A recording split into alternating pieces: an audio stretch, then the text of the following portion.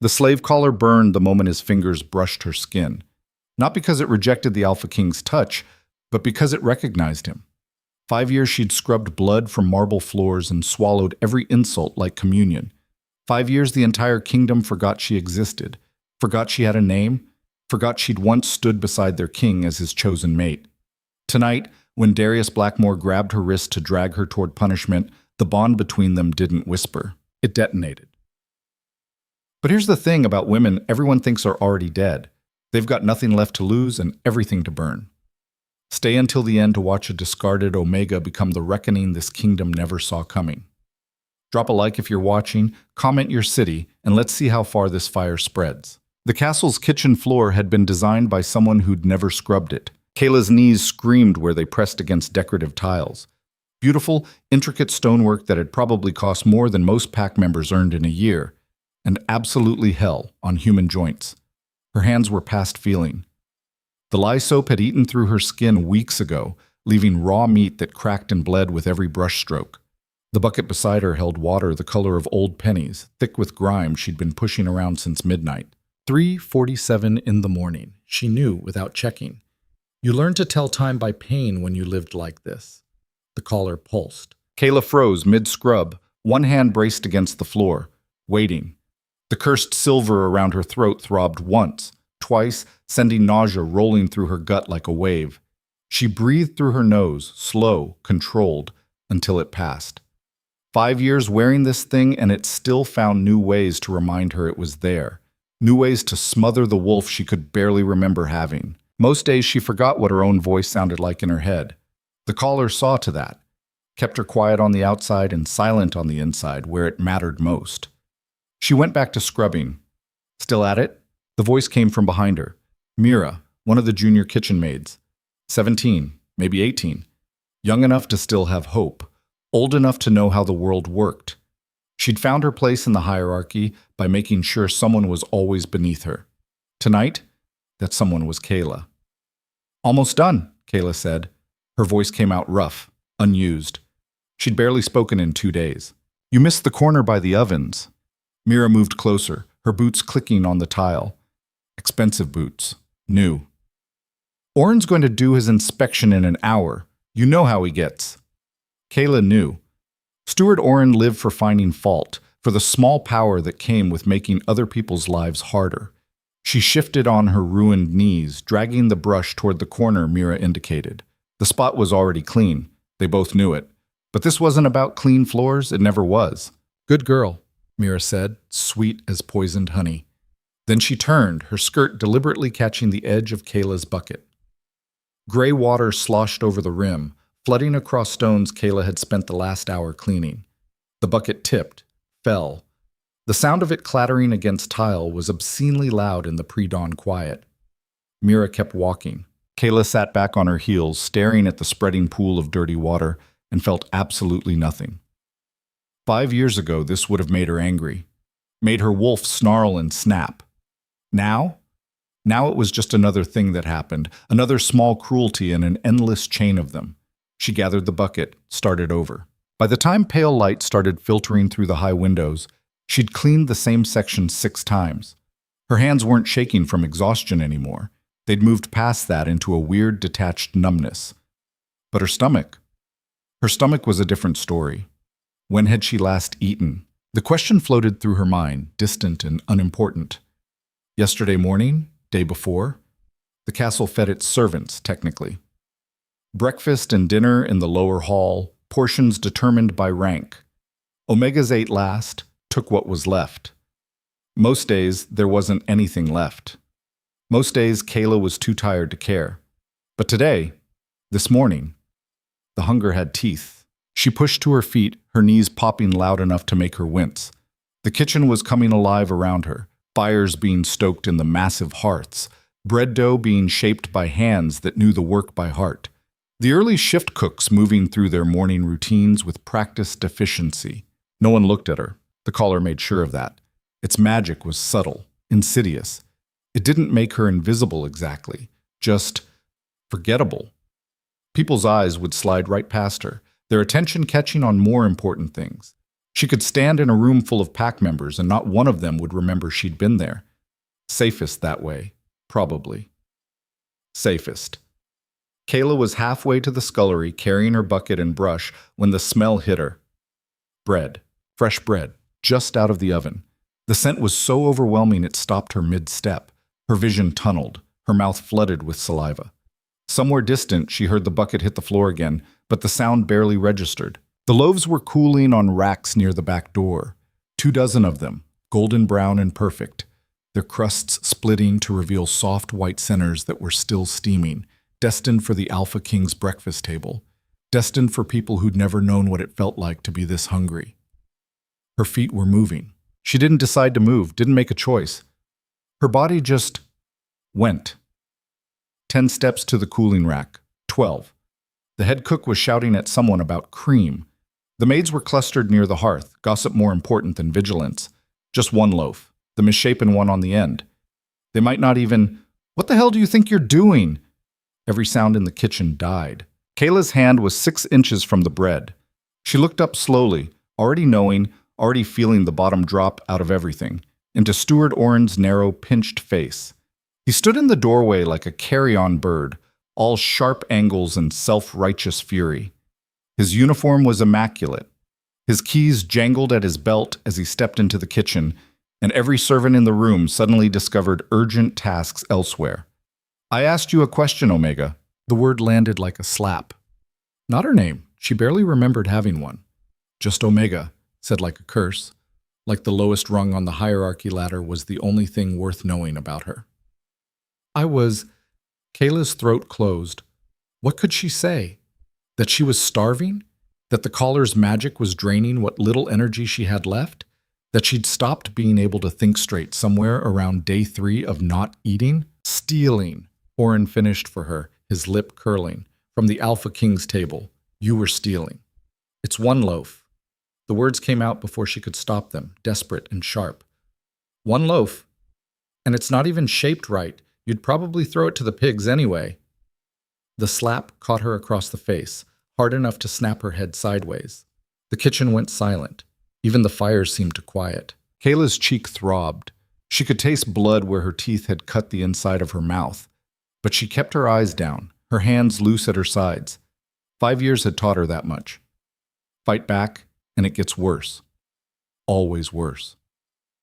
You don't speak unless spoken to. Oren's voice was soft now, deadly. You don't take unless given, and you certainly don't steal from your betters. He leaned in close, his breath sour. Do you know what we do to thieves in this kingdom? Kayla knew. Everyone knew. Public punishment, examples made. She'd seen it happen to others, though never to someone wearing a collar like hers. People like her usually just disappeared. You'll be brought before the Alpha King, Oren said, straightening. Tonight. Let him decide what to do with you. The world tilted. No, not him. Anyone but, please. The words scraped out of her. Please, I'll work double shifts. I'll do anything. Just don't. You'll do as you're told. Oren turned to address the rest of the kitchen, his voice carrying with practiced authority. Let this be a lesson. The hierarchy exists for a reason. Alphas rule. Omegas serve. Those who forget their place. He glanced back at Kayla, satisfaction gleaming in his eyes, are reminded of it. 2 guards materialized from somewhere. Had they been waiting in the corridor? Had Oren planned this? And grabbed Kayla's arms. The collar pulsed hard, once, and her knees gave out. The guards caught her weight, half dragging her from the kitchen, while every servant watched in silence. Nobody spoke up. Nobody ever did. The holding cell was exactly the kind of room you'd expect for disposable people. Small, stone, cold, a single window too high to reach, barred with iron that had rusted decades ago. Kayla huddled in the corner, arms wrapped around her knees, trying to get her breathing under control. The collar felt tighter now, like it knew she was afraid, like it was feeding on her fear and using it to press closer, tighter, until she couldn't tell where the curse ended and her own throat began. Darius Blackmore. 5 years. 5 years of structuring her entire existence around never being in the same room as him. Taking the night shifts when he held court. cleaning the East Wing when he was in the West, becoming so invisible, so forgettable, that even if they passed in a corridor, his gaze would slide right over her. And now she was going to be dragged before him, accused of theft, with nowhere to hide. The memories came anyway. They always did when she was alone with nothing to distract her. 6 years ago, she'd been 21. Newly presented as Omega, which should have been a death sentence in a pack that valued strength above all else. But then the mate bond had hit like lightning. One look at Darius Blackmore and her entire world had reoriented around him. The pull was undeniable, overwhelming, the kind of connection the old stories promised, faded, inevitable. She'd thought he felt it too. For 6 months she'd lived in a dream. He'd courted her quietly, away from pack politics and public scrutiny. Stolen moments in the library, late-night walks through the gardens, his hands in her hair, his voice rough with want, promising her a future she'd been desperate enough to believe in. She'd thought she was going to be Luna. God, she'd been stupid. Then Queen Seraphine had arrived from the Northern Territories, beautiful, powerful, an alpha female with magic that seemed to shimmer in the air around her. Darius had introduced her at a state dinner as his chosen queen, his true mate, and Kayla had stood among the servants, already demoted, though she couldn't remember when or how, and felt something inside her shatter. He hadn't even looked at her that night. Within a week, the collar had appeared around her neck. No trial, no explanation, just the cursed silver locking into place and her wolf screaming as the magic smothered it into silence. And slowly, so slowly she hadn't noticed it happening, everyone had started to forget her. Her name, her face, the fact that she'd ever been anything other than another faceless Omega servant, including Darius. Kayla pressed her forehead against her knees and tried not to scream. The door clanged open. She flinched, expecting guards, but it was Mira standing in the doorway, holding a cloth bundle. "Here," she tossed it onto the floor. "Bread and water. Orin said you should eat before you see the king. Can't have you fainting and making the whole thing take longer." Kayla stared at the bundle, not moving. "It's not poisoned," Mira said, rolling her eyes. "Though honestly, might be kinder if it was. Better than whatever he's planning." "Why are you here?" Kayla's voice came out like gravel. "Because Orin told me to bring you food." Mira shifted her weight, uncomfortable. For just a second, something flickered across her face. Guilt, maybe, or the ghost of empathy. But it disappeared before Kayla could be sure. "Look, I don't know what you did before all this. Don't know why you're wearing that thing or why everyone treats you like dirt. But stealing from the Alpha King's table? That's just asking for it. I was hungry. Then you should have begged like everyone else." Mira turned to go, then paused. "For what it's worth, I hope he makes it quick." The door slammed shut. Kayla sat in the silence for a long moment, staring at the bundle. Then she crawled forward and unwrapped it. Bread. Half a loaf, the misshapen one she'd reached for, and a clay cup of water that had probably come from the same bucket she'd been using to clean floors. She ate anyway, slowly, mechanically, because spite was all she had left, and if Darius Blackmore was going to punish her, exile her, execute her, whatever he'd decided Omega thieves deserved, then she'd face it on a full stomach. The bread tasted like ash. She swallowed every bite. Oh, they came for her at sunset. The guards were young, probably new recruits, and they kept their eyes straight ahead as they bound her hands in front of her. Unnecessary, given the collar's magic, but protocol was protocol. They marched her through corridors she barely recognized. Had they always been this grand? This beautiful? She'd forgotten. 5 years of keeping her head down, of taking servants' passages and back stairs, and she'd forgotten what the castle actually looked like. Tapestries depicting ancient battles hung from stone walls. Chandeliers dripped crystal. The carpets under her bare feet were thick enough to swallow sound. Everything was rich, heavy, designed to remind you that power lived here. The throne room doors were carved oak reinforced with iron, depicting a massive wolf mid-leap. They swung open, and Kayla's step faltered. The room was packed. Not just Darius on his throne, though he was there, dark and imposing against black marble, but dozens of pack members, nobles in fine clothes, advisors with calculating eyes. This wasn't a private judgment. This was theater. They were making an example. Kayla kept her chin up as the guards marched her down the center aisle. Whispers followed like flies.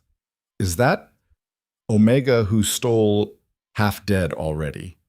What did she expect? The throne sat on a raised dais at the far end, and beside it in a smaller chair, but no less regal, was Queen Seraphine.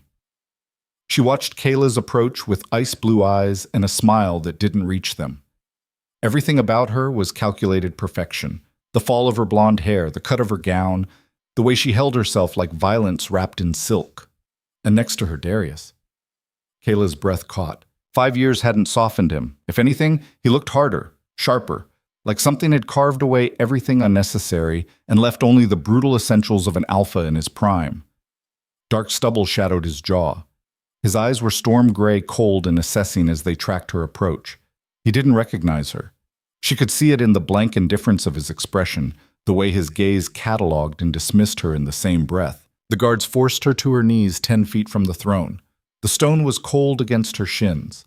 Kayla kept her eyes down, focusing on the mosaic beneath her, a wolf and crown intertwined, beautiful and terrible.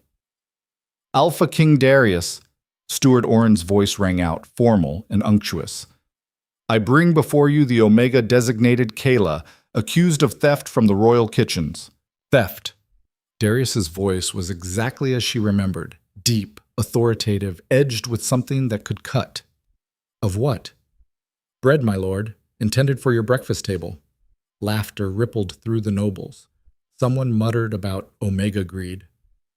Kayla's bound hands curled into fists. Look at me. The command bypassed her brain entirely, yanking her head up through sheer alpha dominance. Her eyes met his, and the world exploded. It was like being struck by lightning, like every nerve in her body suddenly screaming the same word. Mate! The bond roared to life between them, a golden thread she'd thought severed, burned away, dead and gone. But it wasn't dead. It had never been dead. It was alive and furious and reaching for him across the space that separated them. Darius's eyes went wide. His hand gripped the throne arm hard enough that she heard wood crack. The air in the room thickened, charged with something ancient and undeniable. For one perfect, impossible second, she saw recognition flash across his face. Then the collar pulsed. Hard. Kayla gasped, doubling over as the curse slammed through her system like a fist. The bond didn't disappear. She could still feel it, writhing and desperate in her chest. But it was muted now, dampened, smothered under layers of dark magic. Her wolf whimpered somewhere deep inside, clawing at barriers that wouldn't break. When she looked up again, Darius's expression had shuddered. Whatever he'd felt, if he'd felt anything, was buried now. You stole from the crown, he said. His voice was flat, empty. Kayla's throat was raw. I was hungry. That's not an excuse. Wasn't offering one. The word surprised her. Maybe it was the mate bond thrashing in her chest. Maybe it was 5 years of swallowing every retort until the poison built up enough to leak out. Just stating a fact.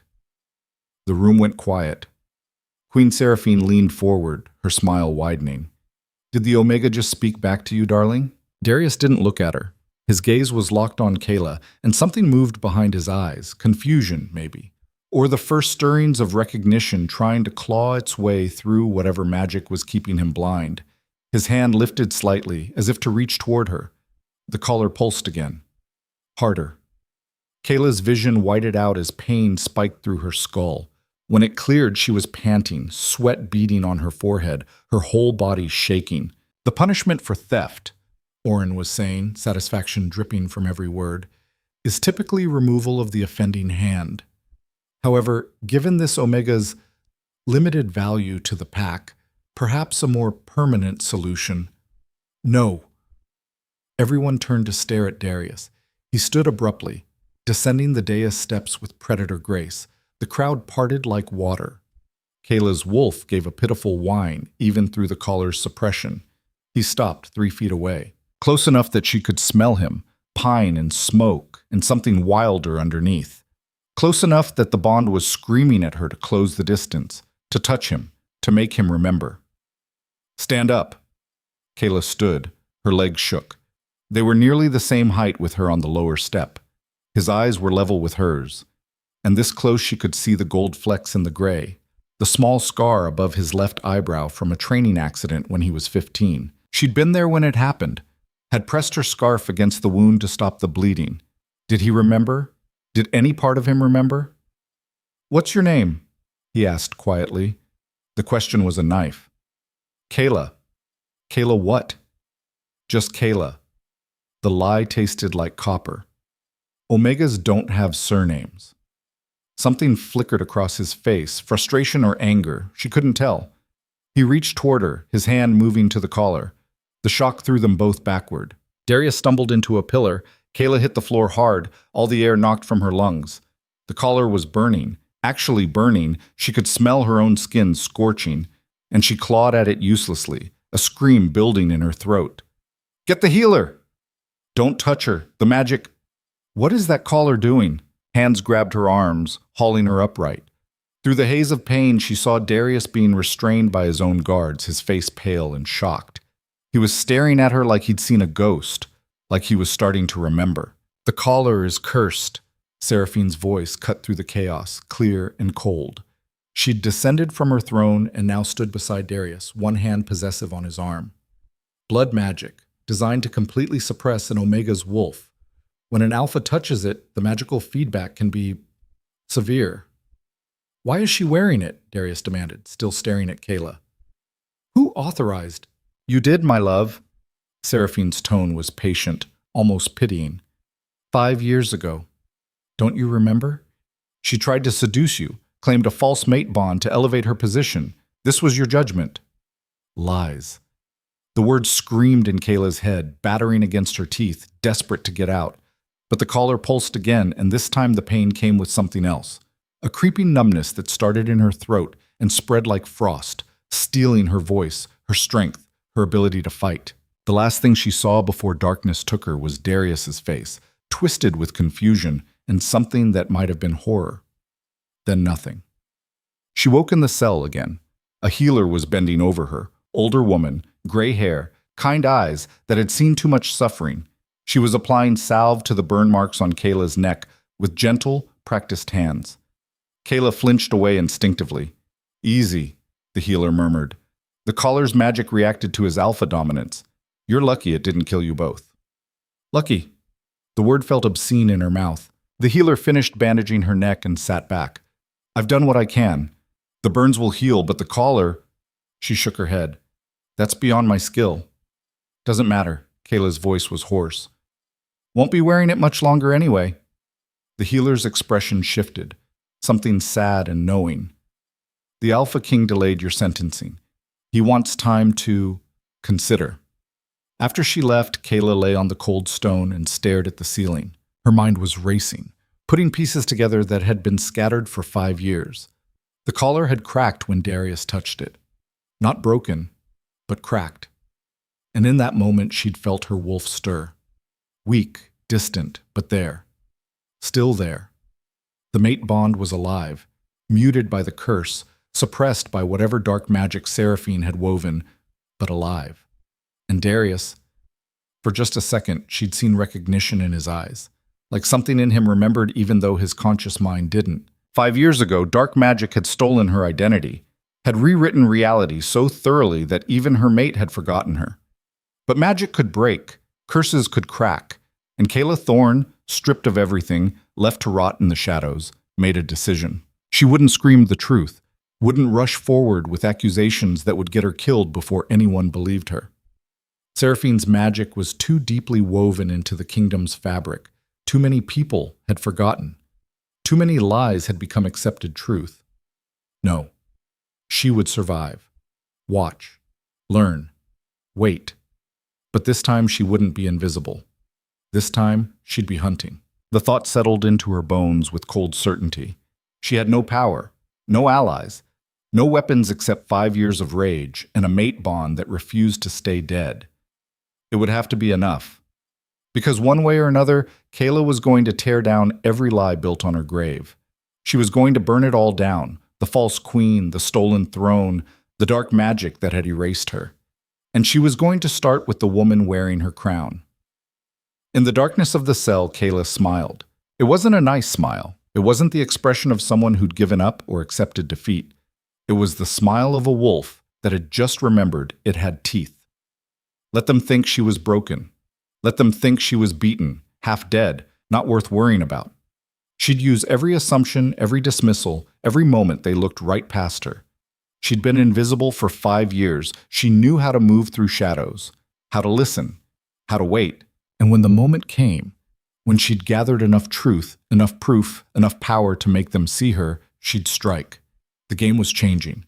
And this time Kayla Thorne was done playing by anyone's rules but her own. They released her on the 3rd day with no explanation. Just unlocked the cell door, told her to get out, and walked away like she was contaminated. No sentencing, no judgment, no answers to any of the questions burning in her throat. The guard wouldn't even meet her eyes when she asked what was happening, just pointed toward the stairs with a shaking hand and disappeared down the corridor, like he couldn't get away fast enough. Kayla stood in the dim passageway outside the holding cells, wrists still bearing rope burns that had scabbed over during her confinement, and tried to understand what game was being played. Her legs felt unsteady beneath her, 3 days of minimal food and water taking their toll. The collar pulsed once against her throat, a reminder that whatever freedom she'd been granted was temporary and conditional. This wasn't mercy. Darius Blackmore didn't do mercy, and Stuart Orrin certainly didn't believe in second chances for people like her. This was something else entirely. A test, maybe. Or a trap with jaws she couldn't see yet, waiting for her to step wrong so they could spring shut and finish what they'd started. She made her way through the servant passages on autopilot, her body remembering the route even when her brain was too busy trying to calculate angles and possibilities. The castle was waking up around her in that pre-dawn gray zone, fires being stoked in kitchen hearths, chamber pots being emptied from noble quarters, the endless machinery of serving the powerful grinding back into motion. Voices echoed off stone walls. Footsteps clattered on ancient floors. Life continuing its relentless forward march like she'd never been gone. Like those 3 days in a cell had been nothing more than a minor interruption in the natural order of things. Nobody looked at her. The collar made absolutely sure of that, its magic sliding her right out of people's attention like oil refusing to mix with water. She could walk past a group of servants and they'd keep talking like she wasn't there, their eyes skipping over her to find more important things to focus on. Invisible. Forgettable. Safe. Except she didn't feel safe anymore. But Kayla was looking now, really looking in a way she hadn't allowed herself for 5 long years. She'd spent so much time keeping her head down, avoiding attention, trying to disappear into the background, that she'd stopped seeing the mechanisms of power moving around her. Now she watched everything. How the senior maids moved through corridors with confidence born from years of knowing exactly where they stood in the hierarchy. How the newer servants kept their heads down and their mouths shut. Which guards were actually paying attention to their surroundings, and which ones were just going through the motions of a shift they'd worked 1,000 times before. She noticed who spoke to whom, who avoided whom, which servants had the ear of which nobles, the invisible web of relationships and debts and favors that actually made the castle function beneath all the official chains of command. Information was a weapon. She'd just never bothered to pick it up before because she'd been too busy surviving to think about fighting back.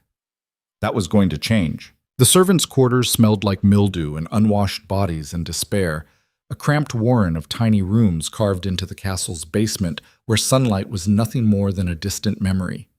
The air was thick and stale, recycled through too many lungs with nowhere to go. Kayla's space, calling it a room would be absurdly generous, was barely large enough for the straw pallet she slept on. Someone had taken her blanket while she was locked up. The thin pillow that had been her only luxury was gone too, probably claimed by whoever had decided 3 days was long enough to establish salvage rights. She sat on the bare pallet and took inventory of absolutely everything she owned in this world. One ragged dress, stained with years of cleaning chemicals and wear. The collar, cursed silver warm against her skin. Her own scarred hands and the body that had somehow kept functioning despite everything. That was it. That was the sum total of her possessions after 5 years of servitude. No allies she could count on. No leverage to use against her enemies. No weapons except her brain and whatever scraps of determination she could scrape together. The curse around her throat prevented her from accessing her wolf, which meant no enhanced strength, no accelerated healing, no connection to the pack link that bound everyone else together. She was functionally human in a world explicitly designed for predators, trying to play a game where everyone else had claws and she had nothing but spite. But she had something now that she hadn't possessed 3 days ago. She had Darius's attention. The memory played on repeat behind her eyes, vivid and sharp-edged. His face when the caller shocked them both, the confusion bleeding into horror, bleeding into that brief flash of recognition, cutting through whatever magic kept him blind and compliant. He'd felt the mate bond. She was certain of it. For one perfect, crystalline second, the false memories Seraphine had layered over his mind had cracked like ice over a frozen lake, and something real had broken through to the surface. That was a thread, thin as spider silk, fragile as trust, but real and solid and there. She could work with the thread, pull it carefully enough, and the whole tapestry might unravel. "Didn't expect to see you again." Kayla looked up slowly. Mira stood in the doorway, arms crossed over her chest, her expression complicated in ways that were hard to read. Surprise, definitely. Maybe a flicker of relief, quickly suppressed. Or disappointment that Kayla was still breathing and taking up space that could have gone to someone else. "Disappointed?" Kayla asked, her voice rough from disuse. "Curious?" Mira shifted her weight from foot to foot, uncomfortable. "Oren's been in a rage since yesterday. Says the Alpha King went soft, letting Omega Trash walk free after theft from the royal kitchens." Her gaze flicked to the caller, lingering there. "What happened up there in the throne room? Everyone's talking about some kind of magical explosion. Davies said he saw lightning. Petra swears the whole room shook." "I touched something I shouldn't have," Kayla said carefully. "That's not an answer." "It's the only one you're getting." Kayla pushed to her feet, ignoring how her vision swam and darkened at the edges.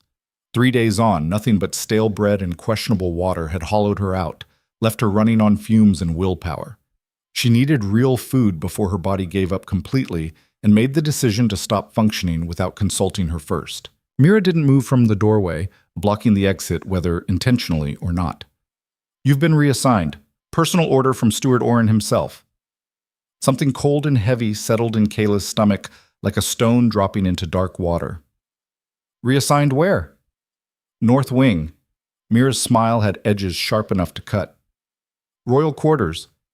Guess if you're going to steal from the Alpha King, you should do it where he can watch you directly. The North Wing, where Darius lived and worked and slept, where Seraphine held court in rooms that should have been Kayla's by right of the mate bond, where every surface would smell like him, where the bond would constantly pull at her like a fishhook lodged in her chest. This wasn't mercy or forgiveness or any kind of reward. This was Oren putting her exactly where she'd be most uncomfortable, most visible, most likely to make a mistake that would justify permanent removal from the castle and possibly from breathing. He was setting her up to fail, placing her in a position where one wrong word or misplaced glance could be interpreted as another attempt at seduction or manipulation. Or it was something else entirely, another game she didn't have enough information to understand yet. "When do I start?" Kayla asked. "Now." Mira stepped aside finally, but her expression remained troubled. "Head of household is Marissa. She's waiting for you in the North Wing entrance hall. And Kayla?" Something almost like genuine concern flickered across her face before she could suppress it. "Don't touch anything you're not supposed to. Don't look at anyone wrong. Don't even breathe in a way that could be misinterpreted. That wing eats people and spits out bones." Kayla nodded once and stepped past her into the corridor. She didn't look back. The North Wing was a completely different world, separated from the servants' quarters by more than just physical distance. Where the basement was cramped and dark and smelled like decades of accumulated misery, this was spacious and bright and designed to remind everyone who walked through it that power lived here. Thick carpets in rich burgundy and gold-muffled footsteps.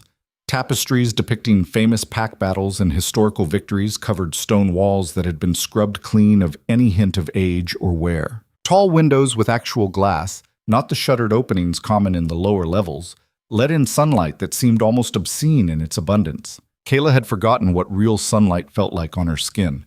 5 years in the basement had leached the memory right out of her. She found Marissa waiting in a small antechamber, standing with the rigid posture of someone who'd spent 60-some years perfecting the art of disapproval. Her gray hair was pulled back so tight it looked painful, not a single strand out of place. She examined Kayla the way you'd examine something dead and rotting that you'd found in the middle of an otherwise pleasant road, with distaste and the clear desire to remove it as quickly as possible. "You're the Omega who caused that scene in the throne room," Marissa said. Not a question. A statement of fact delivered with all the warmth of a winter blizzard. "Yes, ma'am." "I don't care what the Alpha King ordered or why Steward Oren thinks placing you here is appropriate. You step one single toe out of line, you so much as look at someone the wrong way, and you're back in those cells." Marissa's eyes were hard as flint. "Are we absolutely clear on that point?" "Yes, ma'am. You'll be responsible for maintaining the private library and adjoining study. Dusting, polishing, keeping the fires going, general upkeep. The Alpha King works there most evenings when he's not in council meetings or dealing with pack business. You do not speak to him unless directly addressed. You do not touch anything on the desk or reading tables. You do not linger in any room longer than your tasks require. You are a piece of furniture that cleans. Nothing more. Understood?" "Yes, ma'am." Marissa handed her a wooden bucket filled with cleaning supplies, cloths, polish, a brush, soap that smelled faintly of lemon. "Third door on the left down that corridor. The Alpha King is in council meetings until sunset. You have until then to make it absolutely spotless. I'll be inspecting your work." Kayla took the bucket, the weight of it familiar and almost comforting in its normalcy, and walked in the direction Marissa had indicated. She could feel the older woman's stare burning into her back until she turned the corner and the line of sight broke. The library was absolutely massive, and for a moment Kayla could only stand in the doorway and stare. 2 full stories of floor-to-ceiling books, more books than she'd known existed in the entire kingdom. Leather furniture that probably cost more than she'd earn in 10 lifetimes of servitude sat arranged in comfortable groupings. A fireplace large enough to roast a whole deer dominated one wall, currently dark and cold. Tall windows overlooked the training grounds where she could see pack warriors running drills in precise formation, their movements synchronized and lethal. And the smell, pine and old paper and wood smoke and something wilder underneath, Darius's scent woven into every surface like the room itself had absorbed his presence over years of use. It was overwhelming, hitting her harder than she'd expected, and the mate bond surged in response, reaching desperately for something that wasn't there. Kayla forced herself to breathe through her mouth and set down the bucket before she dropped it. She started with the most obvious tasks, the kind of mindless physical labor she could do without thinking. Dusted shelves she could barely reach even standing on her toes. Polished furniture that didn't look like it needed polishing, the wood already gleaming. Swept floors that were already clean, finding maybe 3 specks of dust in the entire vast space. But while her hands worked through the familiar motions, her eyes were cataloging absolutely everything with the intensity of someone who understood that information might be the only weapon she'd ever have. Books on military strategy left open on the reading table, pages marked with scraps of paper covered in notes. Maps spread across the massive desk, marking trade routes and border territories with different colored pins. Papers covered in bold, slashing handwriting, reports from various pack officials, letters from neighboring territories, notes scrawled in margins that suggested Darius was questioning the information he was receiving, evidence of the man he'd become in the years since Seraphine had rewritten his memories. The king who'd forgotten Kayla existed, but was still, fundamentally, the same person she'd fallen in love with. Smart, thoughtful, willing to question authority when something didn't make sense. She could work with that, if she was careful. Kayla was shelving books in the history section, standing on a small wooden stool to reach the higher shelves, when her hand brushed against something that didn't feel like the other volumes. She pulled it out carefully. A journal. Leather-bound, worn at the edges from years of handling, shoved between 2 larger books like someone had tried to hide it, and either failed or forgotten where they'd put it. Her hands were shaking as she opened it to the first page. The date was from 6 years ago. The handwriting was unmistakably Darius's. Her breath stopped completely. "The mate bond is driving me absolutely insane. Can't think about anything else. Can't sleep more than a few hours without dreaming about her. Can't focus in council meetings because I'm wondering what she's doing, if she's thinking about me, if she feels this same overwhelming pull. This isn't supposed to happen. Not to me, not like this, not when I have responsibilities that should matter more than personal feelings. But when I'm with Kyla, everything else just disappears. The throne, the pack politics, father's expectations, none of it matters. She makes me feel like I'm real, like I'm more than just the position I was born into. like I could be someone worth knowing even without the crown. The next page had been torn out, ripped roughly, leaving jagged edges that suggested violence or desperation, or both. Kayla flipped through the journal with trembling fingers that could barely hold the pages steady. Most of it was gone, whole sections torn out with the same rough urgency, leaving only fragments of thoughts and half-finished sentences that created a scattered, incomplete picture. Can't explain it to Father. He'd never understand. Political alliances and strengthening the pack are everything to him, and he's not wrong exactly, but Kayla is different. She's not interested in the crown or the power or any of the usual things people want from me. When she looks at me, she sees me, not the future Alpha King.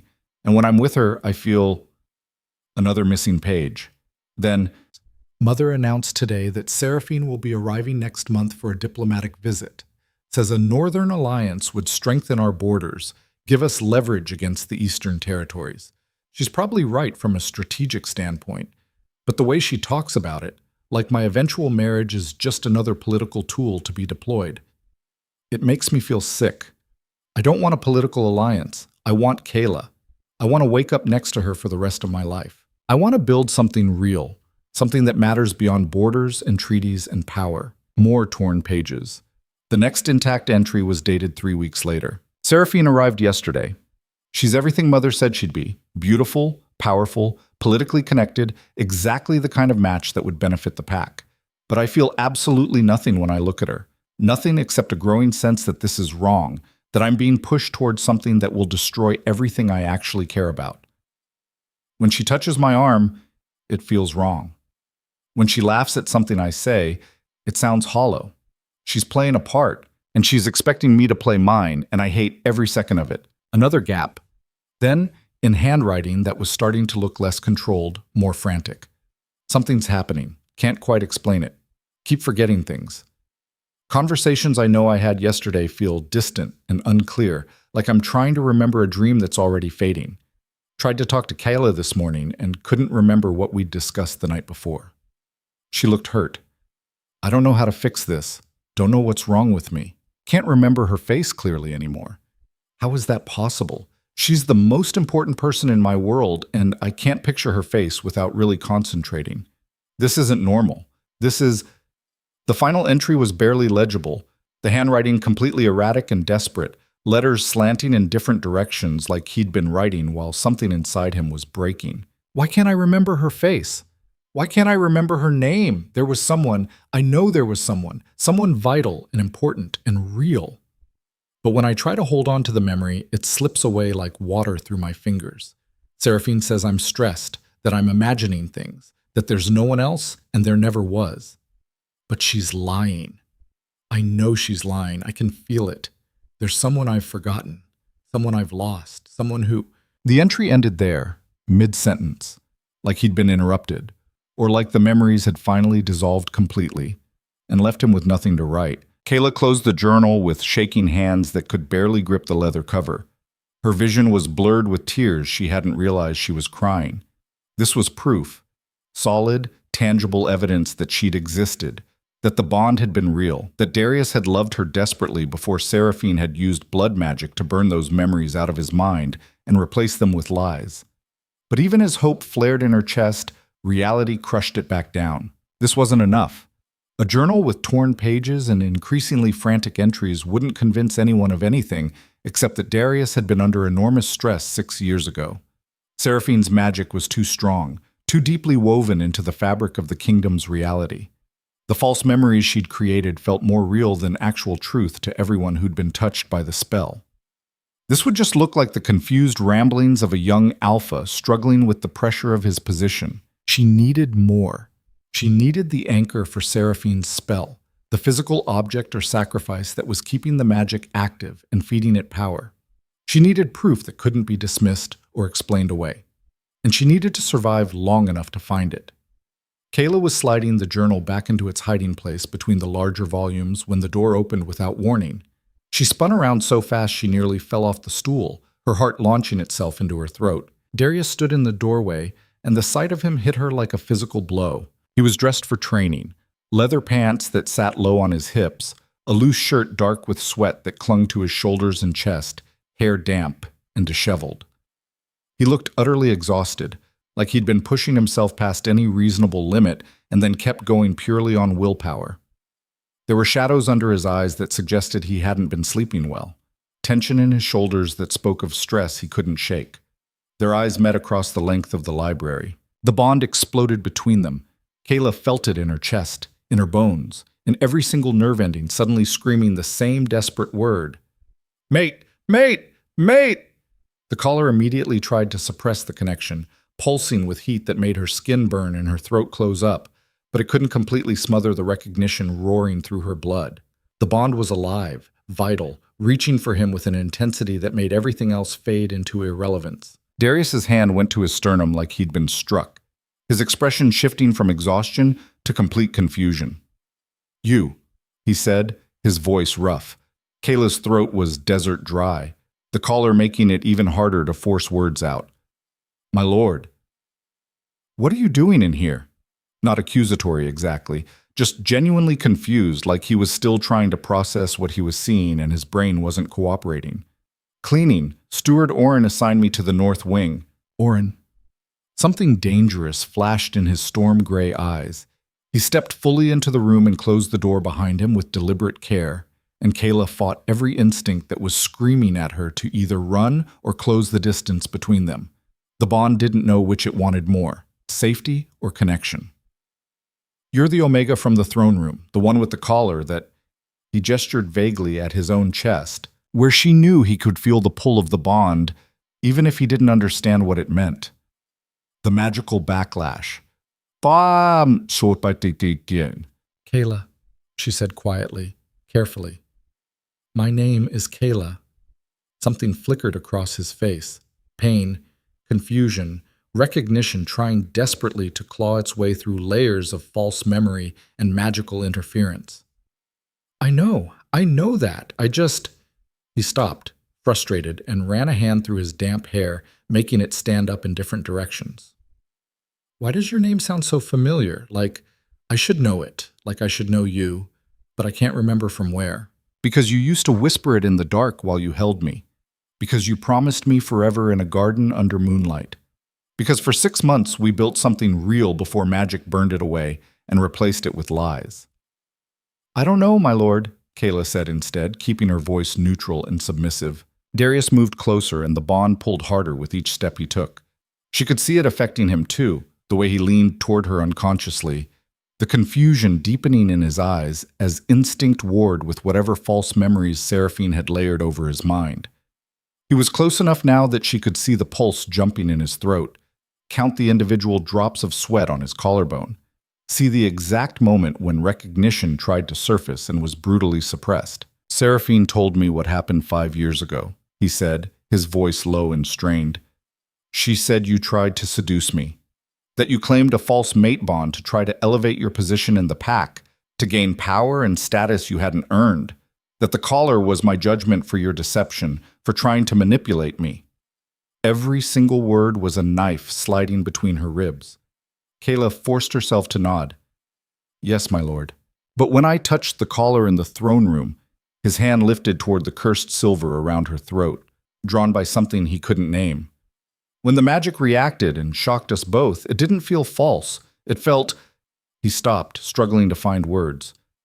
It felt like something breaking, like something that had been locked away suddenly trying to escape. Please don't touch it again, Kayla said quickly, stepping back until her shoulders hit the bookshelf. The magical feedback could kill you. The healer said, I don't care what the healer said, but Darius's hand dropped anyway, clenching into a fist at his side. I need to understand what's happening. Why do I feel like this? If the bond was false, if you were lying about everything, why do I feel like something's missing, like I've forgotten something absolutely vital and I can't remember what it is no matter how hard I try?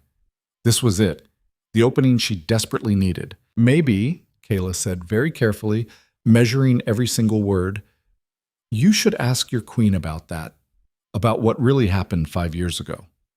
The words hung in the air between them like smoke from a fire that had just started burning.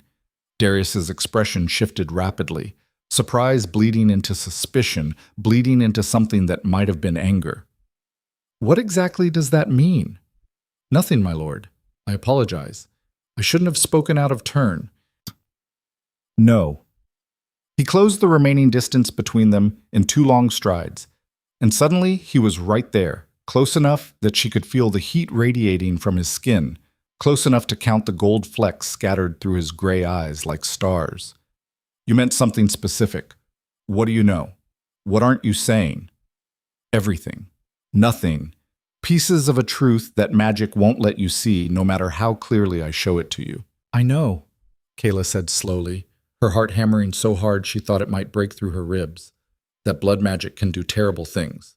Rewrite memories so the false ones feel more real than truth.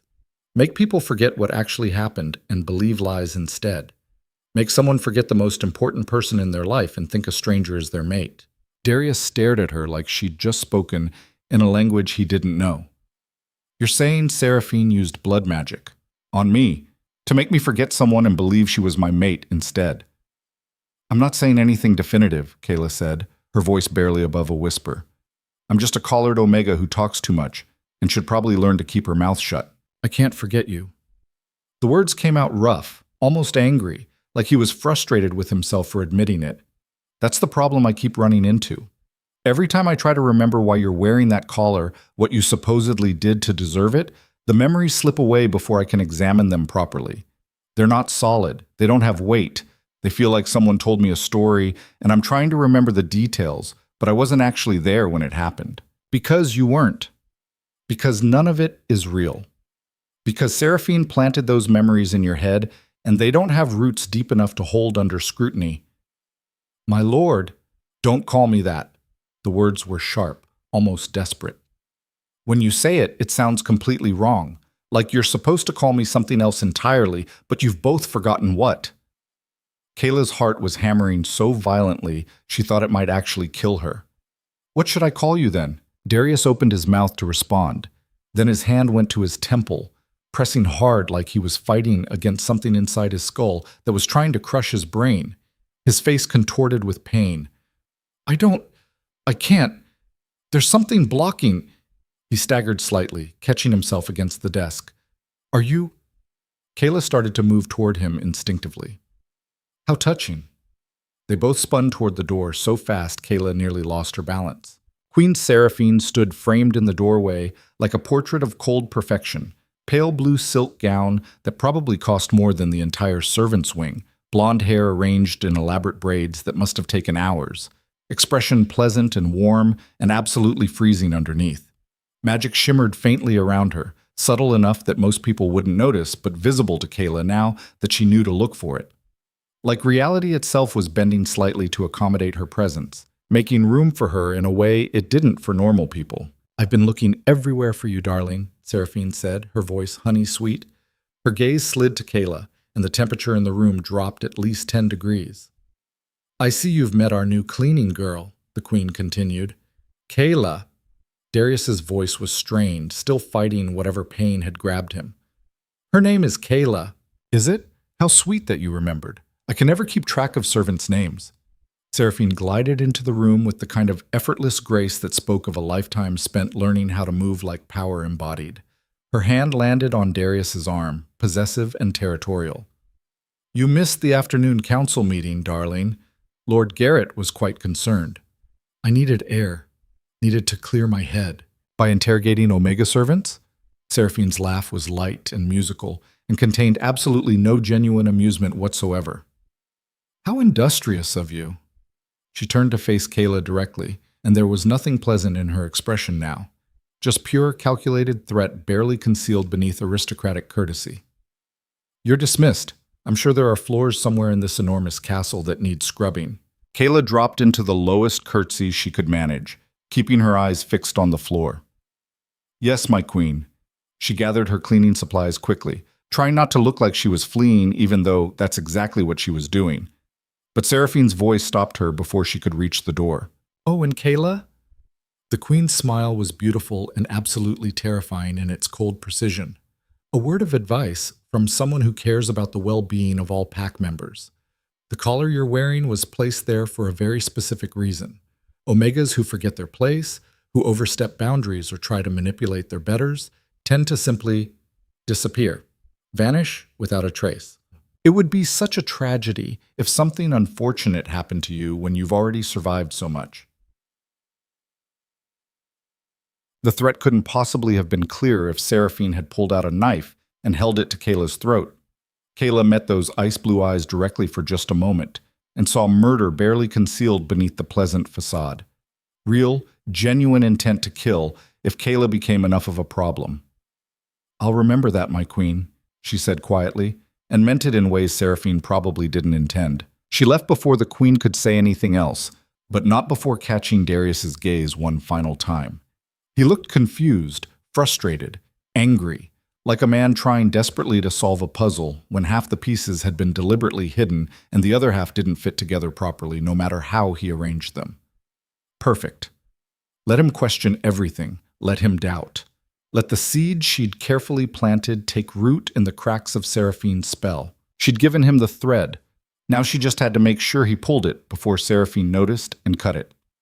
Kayla didn't go back to the servants' quarters like she was supposed to. Instead, she found herself climbing the narrow, winding stairs of the old keep, the original castle structure that had been built centuries ago, before the current elaborate palace had grown up around it like a jeweled shell around something simple and functional. Most people had completely forgotten the old keep existed. It was used for storage now, when it was used for anything at all. Full of broken furniture nobody wanted to fix, and moth-eaten tapestries too historically significant to throw away, but too damaged to display. Kayla had discovered it 5 years ago when she was desperately looking for places to hide and cry where nobody would find her, where the caller's magic would keep her invisible and forgotten. She climbed all the way to the top of the tower, her legs burning from the effort after 3 days of minimal food, and stepped out onto the parapet. Wind immediately hit her, sharp and cold, and carrying the distinct promise of winter coming. Below her, the kingdom spread out in absolutely every direction. Dark forests and golden fields, villages clustered along the silver ribbon of the river, distant mountains marking the northern border where Seraphine's homeland lay. Darius's kingdom, his responsibility, his burden, and Seraphine's playground, her carefully constructed web of lies and blood magic. Kayla gripped the cold stone parapet hard enough that her knuckles went white and let herself feel the absolute full weight of her rage. Not the quiet, swallowed anger that had kept her breathing and functioning through 5 years of servitude and humiliation. The real thing burning underneath, the kind of fury that burned hot enough to forge steel or burn entire cities to ash. Seraphine had stolen absolutely everything. Used blood magic that required human sacrifice to fuel it, rewritten reality itself, and now sat on a throne literally built from corpses and lies, while the real Luna scrubbed floors and pretended to be nobody. But all magic had rules. Always. Even blood magic, especially blood magic, the darkest and most powerful kind, demanded payment and followed patterns. Kayla just had to figure out what Seraphine had sacrificed to fuel the spell, find the physical anchor keeping it active, and destroy it before the queen realized what was happening and killed her. Simple. Dangerous place for an Omega to be standing alone. Kayla spun around so fast she nearly lost her balance, her heart leaping into her throat. A man stood at the top of the stairs, silhouetted against the fading light. Maybe 50 years old, with gray liberally streaking through dark hair, the kind of bearing that only came from spending an entire lifetime fighting. He wore simple clothes that were well made but deliberately understated, and the sword hanging at his hip looked like it had seen serious, brutal use over many years. "I was just," Kayla started, her mind racing through possible explanations. "Hiding," he finished for her, moving to lean against the parapet with the casual ease of someone who'd stood in this exact spot hundreds of times before. "I know. I've been doing the same thing myself for 5 years now." He glanced at her with sharp, assessing eyes. "Commander Theron, retired from active service, or exiled, depending on who you ask and what story they've been told." The name hit Kayla like a physical blow, stealing the breath from her lungs. "You were captain of the guard. You commanded the entire royal military." "I was," Theron agreed, his smile bitter and sharp-edged. "Right up until I started asking extremely inconvenient questions about our lovely new queen and where exactly she came from and why certain things about her story didn't add up properly. Funny how quickly loyal service becomes dangerous treason when the wrong people take power and rewrite the rules." Kayla stared at him, her mind spinning. You actually remember how things were before Seraphine arrived." Remember what specifically? The way things were. The way everything was different before she came and changed everything. Theron's expression shifted rapidly, surprise bleeding into something sharper and more dangerous. You're wearing a cursed collar specifically designed to suppress memory and identity. How in all the hells do you remember anything about before? I don't know, Kayla lied, the deception coming easily now after 5 years of practice. But I know something is fundamentally wrong. I can feel it in my bones. Nothing about the current situation makes sense. Wrong doesn't even begin to adequately cover it. Theron turned to face her fully, his gaze intense and searching. 5 years ago, I served an Alpha King who was strong and just, and occasionally politically stupid, but fundamentally decent at his core. Then the Northern Queen arrived for what was supposed to be a simple diplomatic visit, and within 6 months, everything had changed completely. Darius became cold, distant, made decisions that contradicted everything I knew about his character and values. When I started questioning it, started investigating quietly, I was given a very clear choice: accept exile or face execution for treason. You chose exile, Kayla said. I chose to stay alive long enough to figure out what the actual hell happened to my king and my kingdom. His jaw tightened. So tell me, Omega, what's your story?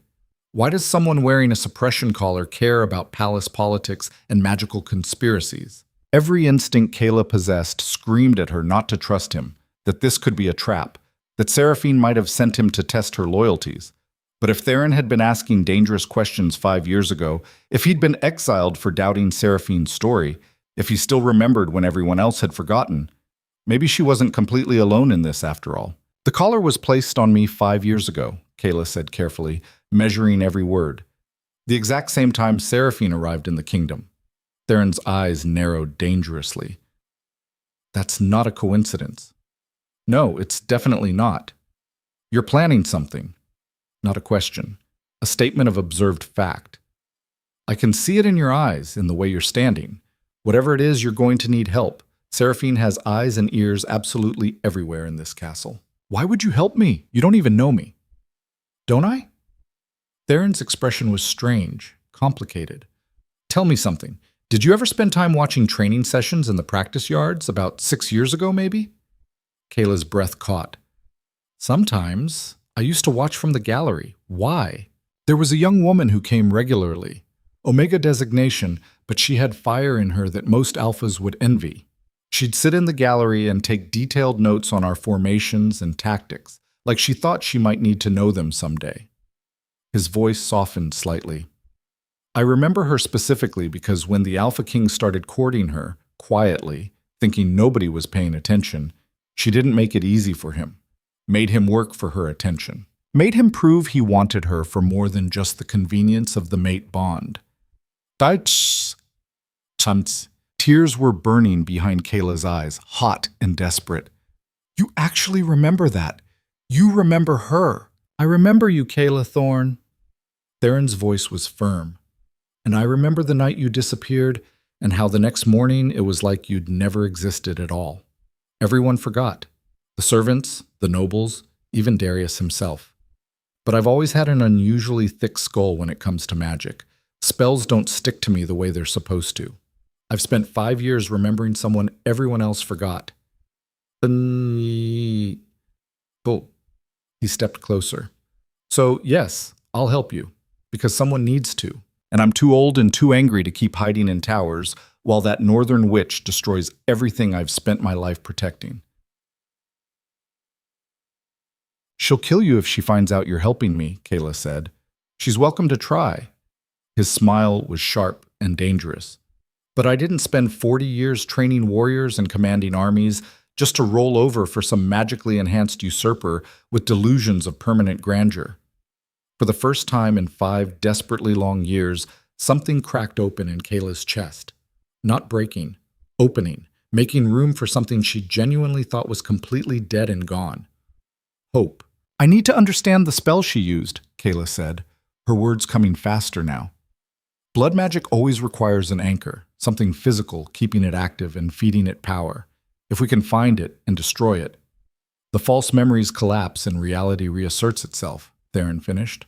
It's a good theory. But she's still incredibly powerful even without the spell. Still queen, still has loyal followers, and you're still wearing that collar. Then we make her remove it, Kayla said. How exactly? The plan was forming even as she spoke, dangerous and desperate and probably suicidal, but actual and real. We make Darius remember the truth. Really remember, not just feel vague unease. The mate bond is still there. I felt it today when we were alone. The magic can suppress it, twist it, hide it under layers of false memory, but it can't actually destroy it. Bonds like that are too fundamental. If we can break through the interference long enough for him to truly feel what's real, the bond will do the rest of the work itself, Theron finished, nodding slowly. It's completely insane. Do you have a better idea? Not even remotely. He held out his hand, scarred from decades of sword work. I'm in, but we do this smart and careful. One wrong move, one slip, and Seraphine will bury both of us so deep nobody will ever find the bodies. Kayla took his hand. His grip was strong, solid, real. One question before we start, Theron said. I need to know what's driving you. Are you doing this for revenge against Seraphine? Or are you doing it for Darius? The question hit harder than Kayla had expected, cutting right to the core of motivations she hadn't fully examined. She thought about this girl she'd been 6 years ago, hopeful, naive, desperately in love, and believing that love could conquer politics. Then she thought about the woman she'd become, scarred inside and out, furious, forged in 5 years of humiliation and survival and rage. Both, she said finally, honestly. I want my life back. I want justice for what was stolen. But I also want to watch Seraphine burn for every single thing she's done. Is that wrong? Wrong. Theron's laugh was harsh and genuine. Girl, it's the most honest and human thing I've heard anyone say in 5 years. They stood together on the parapet as the sun finally set completely, painting the kingdom in shades of blood and gold and shadow. Below them, the castle prepared for night. Torches being lit in regular patterns, gates being closed and barred, guards changing shifts, the eternal rhythm of power and service continuing its endless cycle. But up here in the forgotten tower where nobody ever looked, where the caller's magic made Kayla invisible and Theron's exile made him irrelevant, a discarded Omega and an exiled commander were making plans that would shake a kingdom's foundations down to bedrock. Seraphine had made one absolutely critical mistake 5 years ago. She'd left Kayla alive. And now, with Theron's tactical mind and military contacts, with doubt planted firmly in Darius's mind and growing, with 5 years of carefully banked rage finally finding a useful outlet, now Kayla was going to make the false queen regret that decision with every fiber of her being. The collar pulsed against her throat, warm and hateful, a constant reminder of what had been stolen. For the first time, Kayla smiled back at it, because chains only held you if you let them define you, and she was completely done being held. The next 3 weeks were a masterclass in walking the edge of a knife while pretending you weren't bleeding. Kayla cleaned the library every evening, arriving precisely at sunset when Darius would be finishing council meetings and looking for somewhere quiet to think. She learned his patterns the way a hunter learns prey, not to kill, but to understand. How he'd enter exhausted and pour himself whiskey from the crystal decanter, but barely touch it, just hold the glass like the weight was comforting. How he'd stare at maps spread across his desk for 20 minutes without moving, like the answer to whatever was bothering him might appear if he looked hard enough. How he'd pick up a book and read the same page 3 times without absorbing a single word. How his hand would drift unconsciously to his chest when she was in the room, pressing against his sternum like he was trying to hold something in. Or maybe keep something out. She never spoke first, never lingered longer than her tasks required. Did her work with quiet efficiency and left before Seraphine could manufacture excuses to appear and make thinly veiled threats about Omega servants who forgot their place. But she made absolutely certain Darius noticed her presence. A book he'd been searching for, suddenly appearing on his desk, returned to exactly the right spot. His favorite leather chair positioned perfectly to catch the firelight. Coffee still hot when he arrived, prepared the way he preferred it, even though she shouldn't know his preferences. Small gestures that someone who genuinely cared would know. Small details that a stranger playing a role wouldn't think to include. Meanwhile, Theron was gathering information through channels he refused to fully explain, no matter how many times Kayla asked. Old military contacts who owed him favors from decades of service. Servants who remembered strange fragments of before despite the spell's grip on their minds. Minor nobles who'd always found Seraphine's sudden appearance and marriage suspicious but had been too afraid to voice concerns. He'd meet Kayla in the tower at midnight, usually smelling like cheap tavern ale and wood smoke, and share what he'd learned in terse, careful sentences. "The spell's anchor isn't in the castle," he said one night about 2 weeks in, frustration evident in every line of his weathered face. "I've had trusted people searching every wing, every hidden room, every place where dark magic might be concealed. Whatever Seraphine used to fuel the blood magic, she's keeping it somewhere else entirely." "Or someone else is keeping it for her," Kayla said slowly, the thought crystallizing as she spoke it. Theron looked at her sharply, his soldier's eyes narrowing. "Explain that theory." "Blood magic requires sacrifice. Living sacrifice, usually. Someone close to the caster has to willingly participate, has to maintain the spell through their own life force." Kayla had spent every spare moment over the past weeks reading every book on dark magic she could steal from the library's restricted section, smuggling them out page by page. Seraphine came from the north with a full retinue. Ladies-in-waiting, advisors, personal guards. What if one of them is the anchor, just walking around the castle, keeping the spell active through their presence, through their breathing? "That's—" Theron stopped, his expression shifting from skepticism to horrified understanding. "Actually brilliant in a completely twisted way, and it would explain several things that haven't made sense." "Like what?" "Like why the magic feels so stable even after 5 years. Most blood spells degrade over time without constant reinforcement. But if the anchor is a living person constantly present, constantly feeding it," he swore under his breath, "we need to figure out who in Seraphine's inner circle has been with her since the very beginning, who never leaves the castle grounds, who she keeps closest at all times." "Lady Morgana," Kayla said immediately. The name had been nagging at her for days. "Her primary attendant. I've been watching. She's been at Seraphine's side every single day since I started working the North Wing.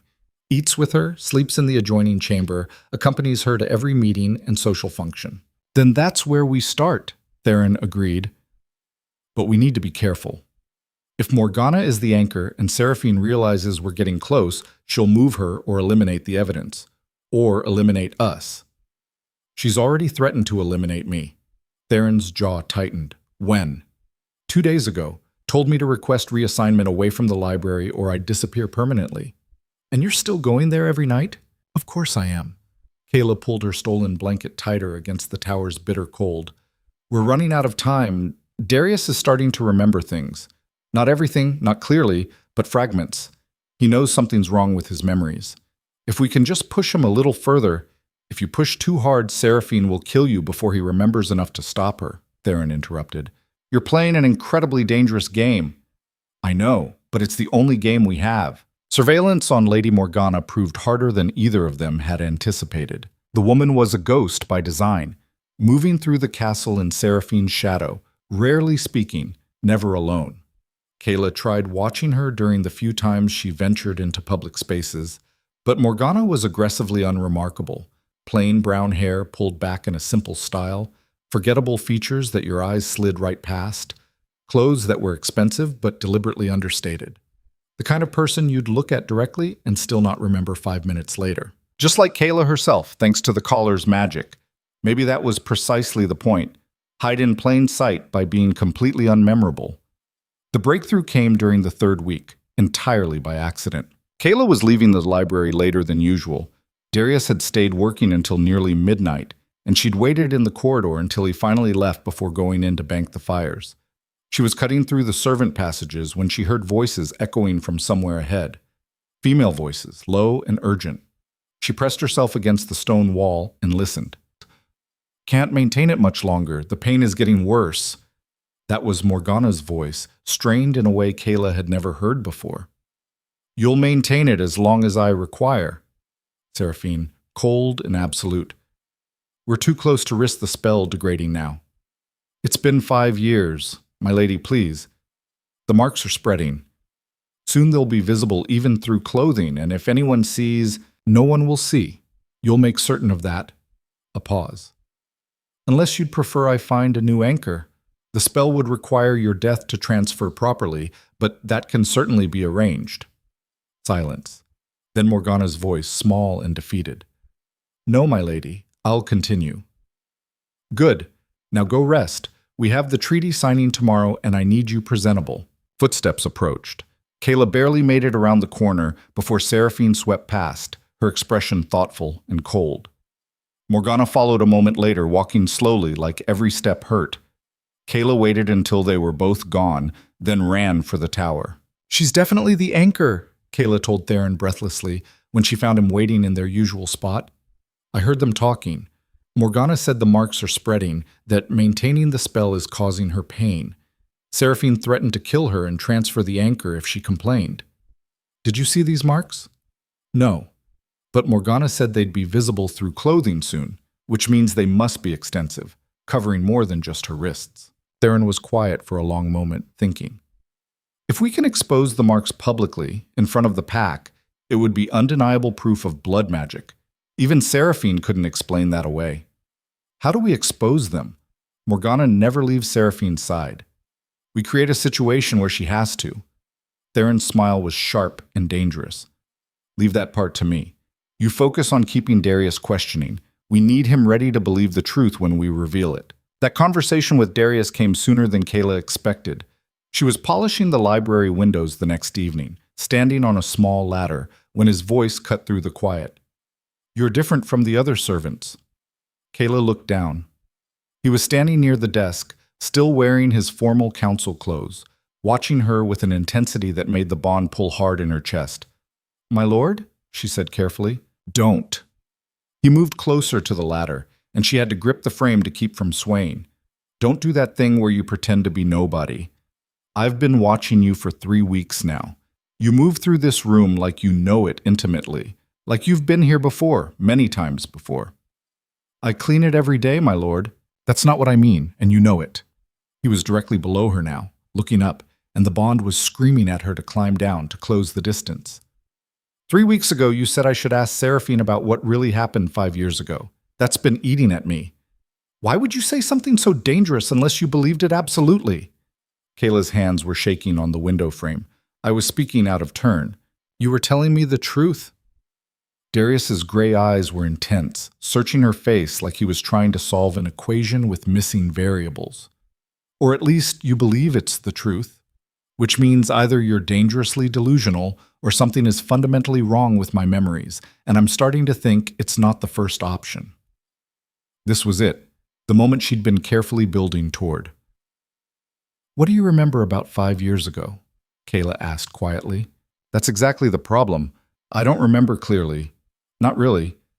His frustration was palpable, radiating off him in waves.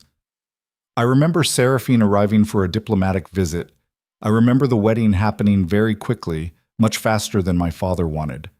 I remember her being crowned. But before all that, the months leading up to her arrival? It's like trying to grab smoke with my bare hands. I know things must have happened, but I can't see them clearly, can't hold on to specific details. And that doesn't strike you as deeply strange?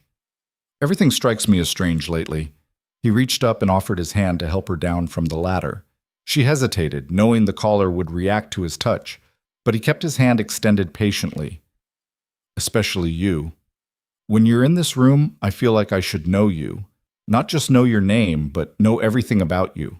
Where you came from, what makes you laugh, what you look like when you first wake up. The bond was pulling so hard now that Kayla's chest physically ached with it. She placed her hand in his, and the caller pulsed once but didn't shock them. The sustained contact over weeks had somehow dulled its defensive response. She stepped down from the ladder, and suddenly they were standing very close. My lord, Darius. The word came out rough, almost desperate. When we're alone like this, just say my name, please. I need to hear you say it. It was a mistake. She knew it was a mistake. Every strategic instinct screamed at her to maintain distance, but she said it anyway. Darius. He inhaled sharply like the sound had physically struck him. His free hand came up to cup her face, and his eyes were wild. Again, say it again. Darius. I know you, he whispered, his thumb brushing her cheekbone. I know you and I can't remember how, and it's driving me completely insane. Who are you really? What were you to me? I was... The door slammed open with enough force to crack against the wall.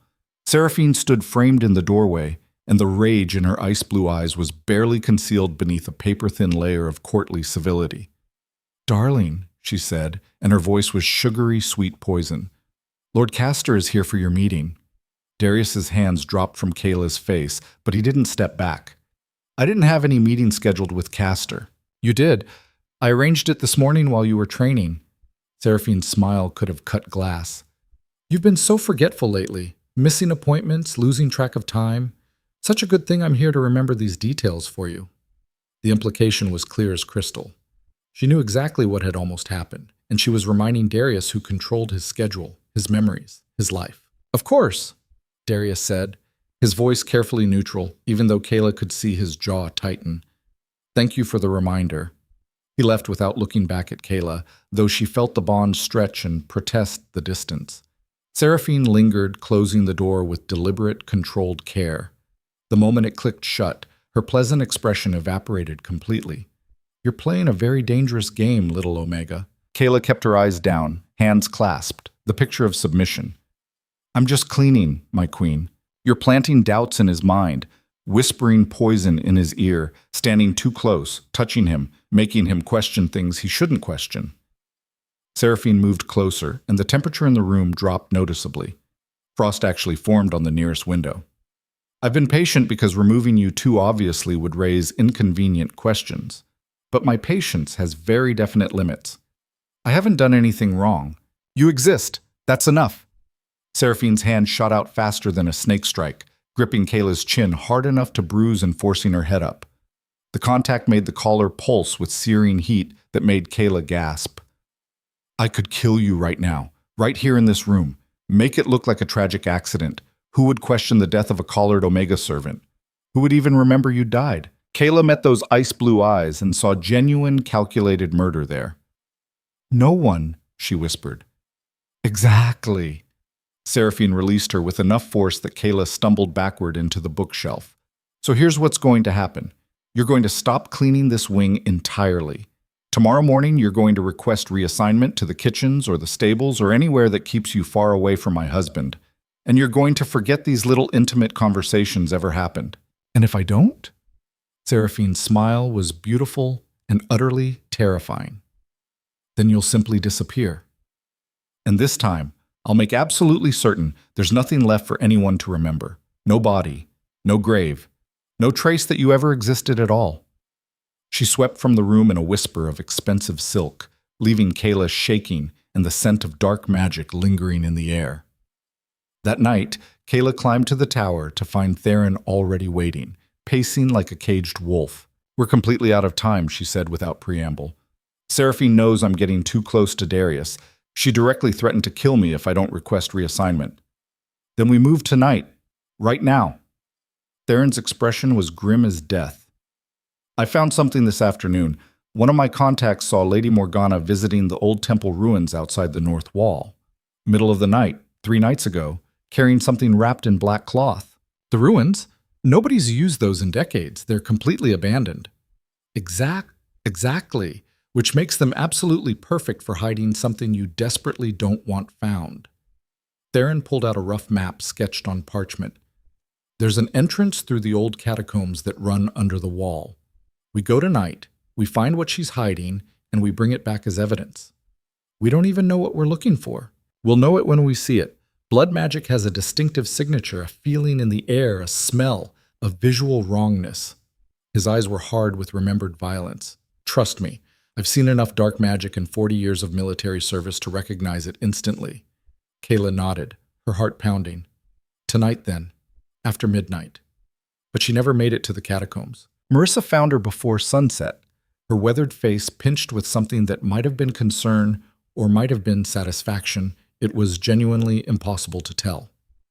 "You're to report to the throne room immediately," the head of household said. "The Alpha King has called an emergency assembly of the entire pack. Everyone of rank is required to attend." Kayla's blood went ice cold. "What's happened?" "Just go, and stay in the servants' section in the back." Don't draw attention. The throne room was absolutely packed when Kayla slipped in through the servants' entrance, pressing herself against the back wall. Every noble, every high-ranking pack member, every warrior of any significance. The guards lined the walls in formal position, hands on weapons. The air was thick with tension and wild speculation. Darius sat on his throne looking like he'd aged 10 years in a single day, his face carved from stone. Seraphine beside him, looking perfectly serene. And kneeling in the center of the room, hands bound behind his back with iron chains, blood running down his face from a cut above his eye, was Theron. Kayla's entire world tilted sideways. No, no, no, no. This wasn't supposed to happen. Commander Theron, Darius's voice rang out, formal and cold and wrong. You stand accused of treason against the crown, of conspiring to undermine lawful authority and spread dangerous sedition among pack members. That's complete bullshit, Theron spat, blood flying from his split lip. And you know it, boy. You know exactly what's really happening here. I know that multiple witnesses have come forward with testimony. Darius's jaw was tight enough to crack teeth. I know that evidence has been formally presented to the council. I know that you've been meeting secretly with a collared Omega servant, filling her head with lies and conspiracy theories about the Queen. Every eye in the room turned to search the crowd for this mysterious Omega. But the collar's magic kept them sliding right past Kayla, unable to focus, unable to see. Every eye except Seraphine's. The Queen knew exactly where Kayla stood, and her smile was triumphant. The penalty for treason is execution, Darius continued, and something in his voice sounded completely hollow, like he was reading words someone else had written. However, the law allows for mercy if the accused recants publicly. Commander Theron, you may avoid execution if you swear loyalty to the crown and to Queen Seraphine and renounce your seditious claims. Theron's laugh was harsh and bitter. I'd rather die on my feet than live on my knees pledging loyalty to that northern witch. The room exploded into shocked murmurs. Seraphine stood smoothly, her movements liquid grace. Then you'll certainly get your wish, Commander.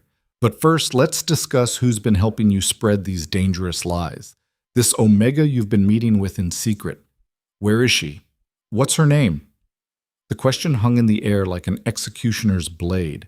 Kayla's breath stopped completely. If Seraphine identified her publicly, if she called her out by name in front of the entire assembled pack, the collar's protection would shatter. Everyone would see her, remember her. And then Seraphine could claim she'd been the one conspiring all along, manipulating Darius, corrupting loyal servants like Theron. It would be the perfect way to eliminate her permanently while looking like justice. I worked alone, Theron said firmly, meeting Seraphine's eyes with defiance. You're lying to your queen. Seraphine's power flared visibly, making the air shimmer like heat haze. Tell me her name, now. There's no name, there's no Omega. Just an old fool asking questions nobody wanted to hear. Seraphine's eyes narrowed dangerously. Then she smiled, and it was the most terrifying thing Kayla had ever seen. Very well. If you won't tell me voluntarily, perhaps we'll use other methods of extracting truth. She raised both hands, and Kayla saw the spell forming, dark magic coalescing into something vicious and invasive. It would tear into Theron's mind, rip through his memories and thoughts, until it found exactly what Seraphine wanted. And there was no surviving that kind of magical assault. Even if he didn't break and tell her everything, the spell would leave him a mindless shell. Kayla had maybe 5 seconds to decide. Stay hidden, let Theron die protecting her identity, keep her cover intact and continue the slow, careful plan they'd built. Or act now, blow absolutely everything to hell, and hope she could survive whatever came next. The choice wasn't really a choice at all. Stop! Kayla stepped forward out of the crowd, and the caller's magic shattered like glass hitting stone. Suddenly, every single eye in the room could see her, really see her, clearly and completely. And more than that, memories were crashing back, fragments of recognition fighting viciously against 5 years of magical suppression. Servants who'd known her before, guards who'd seen her walking with Darius in the gardens, nobles who'd watched the young Alpha King court in Omega. Everyone had somehow forgotten existed. The room erupted into absolute chaos. Who is that? I remember her. How do I remember her? Wasn't she supposed to be? Where has she been for 5 years? Darius stood abruptly, his face completely white like he'd seen a ghost. Kayla? Her name in his mouth, spoken with recognition finally, nearly broke her. Seraphine's expression transformed from cold satisfaction to pure incandescent rage in less than a second. You! The word was venomous. You should be dead. I made certain you'd stay broken and forgotten. But I'm not dead. Kayla walked forward, her legs shaking, but her voice steady. 5 years you've kept me collared and silent and invisible. 5 years you've made everyone forget I existed. But I remember everything, Seraphine, every detail, every crime. And now so will they. The collar pulsed violently, trying desperately to reimpose the forgetting, but something fundamental had broken in the spell. The magic was cracking like ice over a frozen lake. She's the one, Seraphine announced loudly, recovering with impressive speed. The delusional Omega who tried to seduce our king 6 years ago, who claimed a false mate bond to elevate her worthless position, who's been corrupting Commander Theron with lies and manipulation, trying to undermine the crown. The bond isn't false. Kayla turned to face Darius directly, and the connection between them flared so bright it was almost visible. You feel it right now, don't you? That pull in your chest, that recognition screaming at you. You felt it every single time we've been alone together because blood magic can hide memories, but it absolutely cannot destroy a true mate bond. Darius's hand was pressed hard against his sternum, his breathing ragged and uneven. I can't think clearly. You wrote about me in your journal. Kayla's voice carried through the stunned silence. 6 years ago, before Seraphine came and made you forget, you wrote that the mate bond was driving you insane, that when you were with me, everything else disappeared, that I made you feel like you were real, like you were more than just the throne. That's enough, Seraphine snapped, her power flaring brighter and more dangerous. Guards, seize her immediately. Nobody moved. The pack members were too busy remembering, too busy trying to reconcile 5 years of false reality with fragments of truth fighting their way back to the surface. You used blood magic, Kayla continued, speaking faster now, knowing she had minutes at most before Seraphine decided to just kill her outright. You sacrificed innocent people to fuel a spell that rewrote everyone's memories, made them forget I existed, made Darius believe you were his true mate instead of me, made yourself queen through murder and dark magic.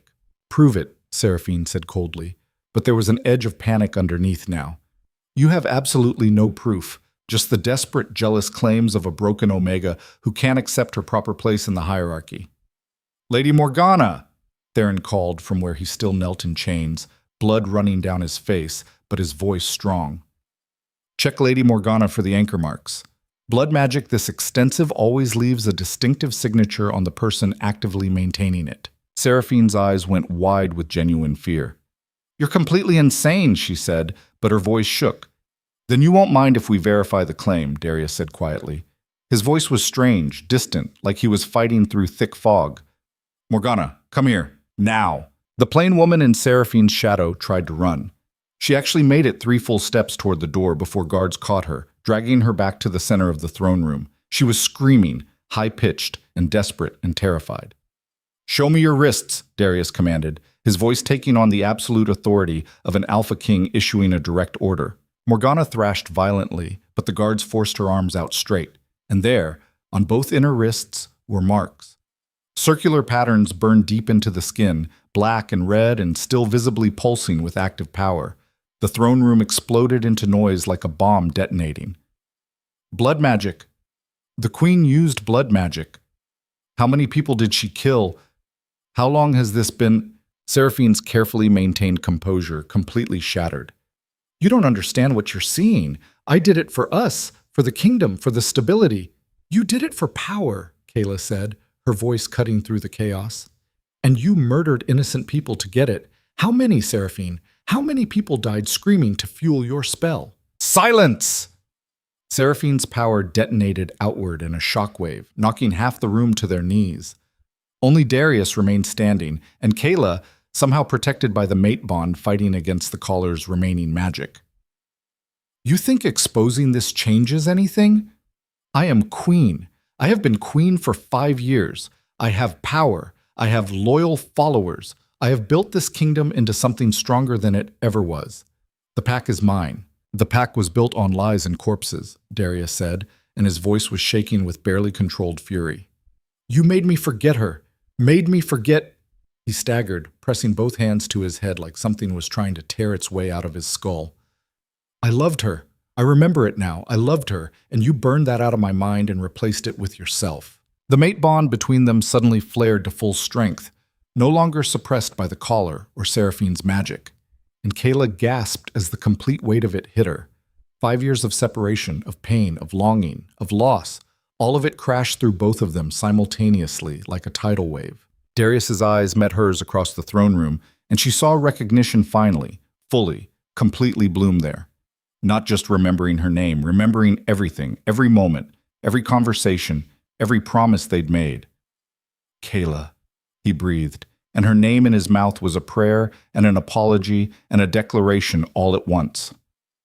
Seraphine screamed in pure rage and raised both hands, dark magic coalescing into something absolutely lethal aimed directly at Kayla's heart. The collar exploded, not cracked or damaged. Exploded into hundreds of fragments that scattered across the throne room floor like deadly rain. Kayla's wolf surged back to full consciousness for the first time in 5 brutal years, and the sensation was overwhelming, strength flooding back into her limbs, her senses sharpening to painful clarity, the pack link snapping into place with such force it almost knocked her down. She was whole again, finally whole. Seraphine's killing spell hit her and shattered harmlessly against the mate bond's protection like water against stone. No, the false queen whispered, her face twisted with disbelief. No, you were supposed to stay broken forever. I was never broken, Kayla said, and her voice carried her wolf's power now, just waiting for the right moment to bite back.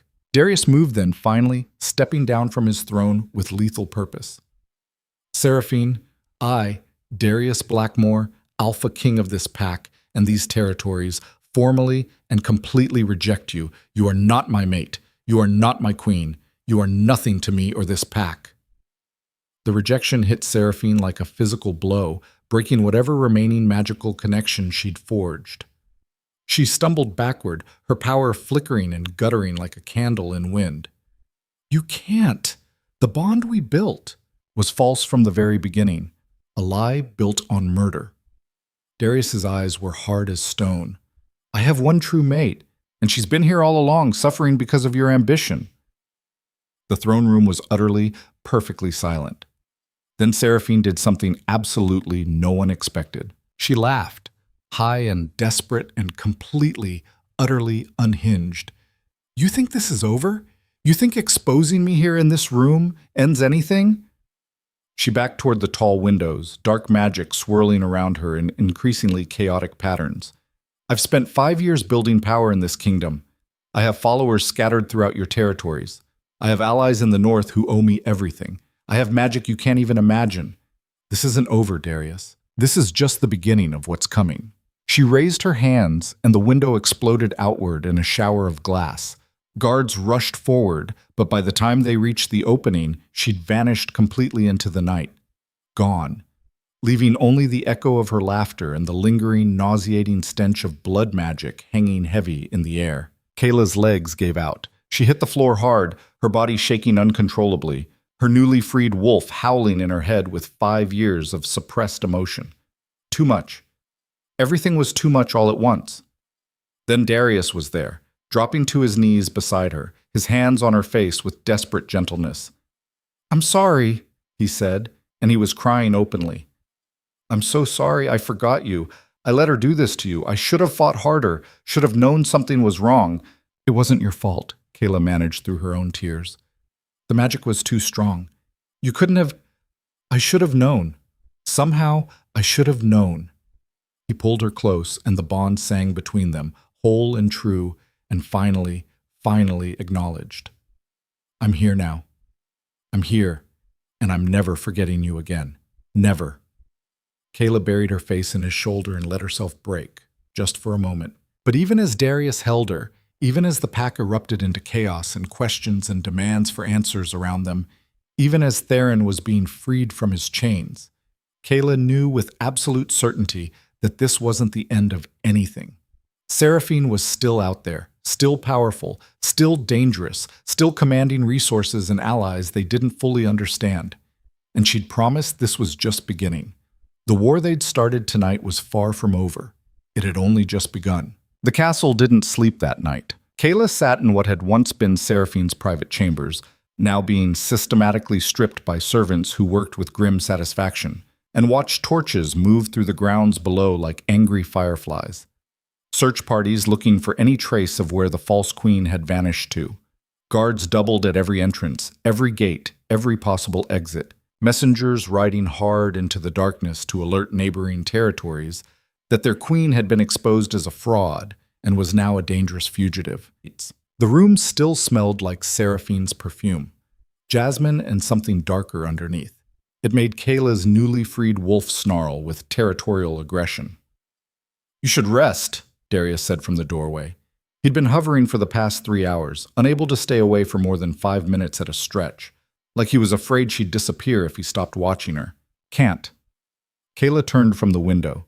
Her entire body felt wrong, good wrong, but still disorienting. 5 years of magical suppression lifting all at once left her overwhelmed.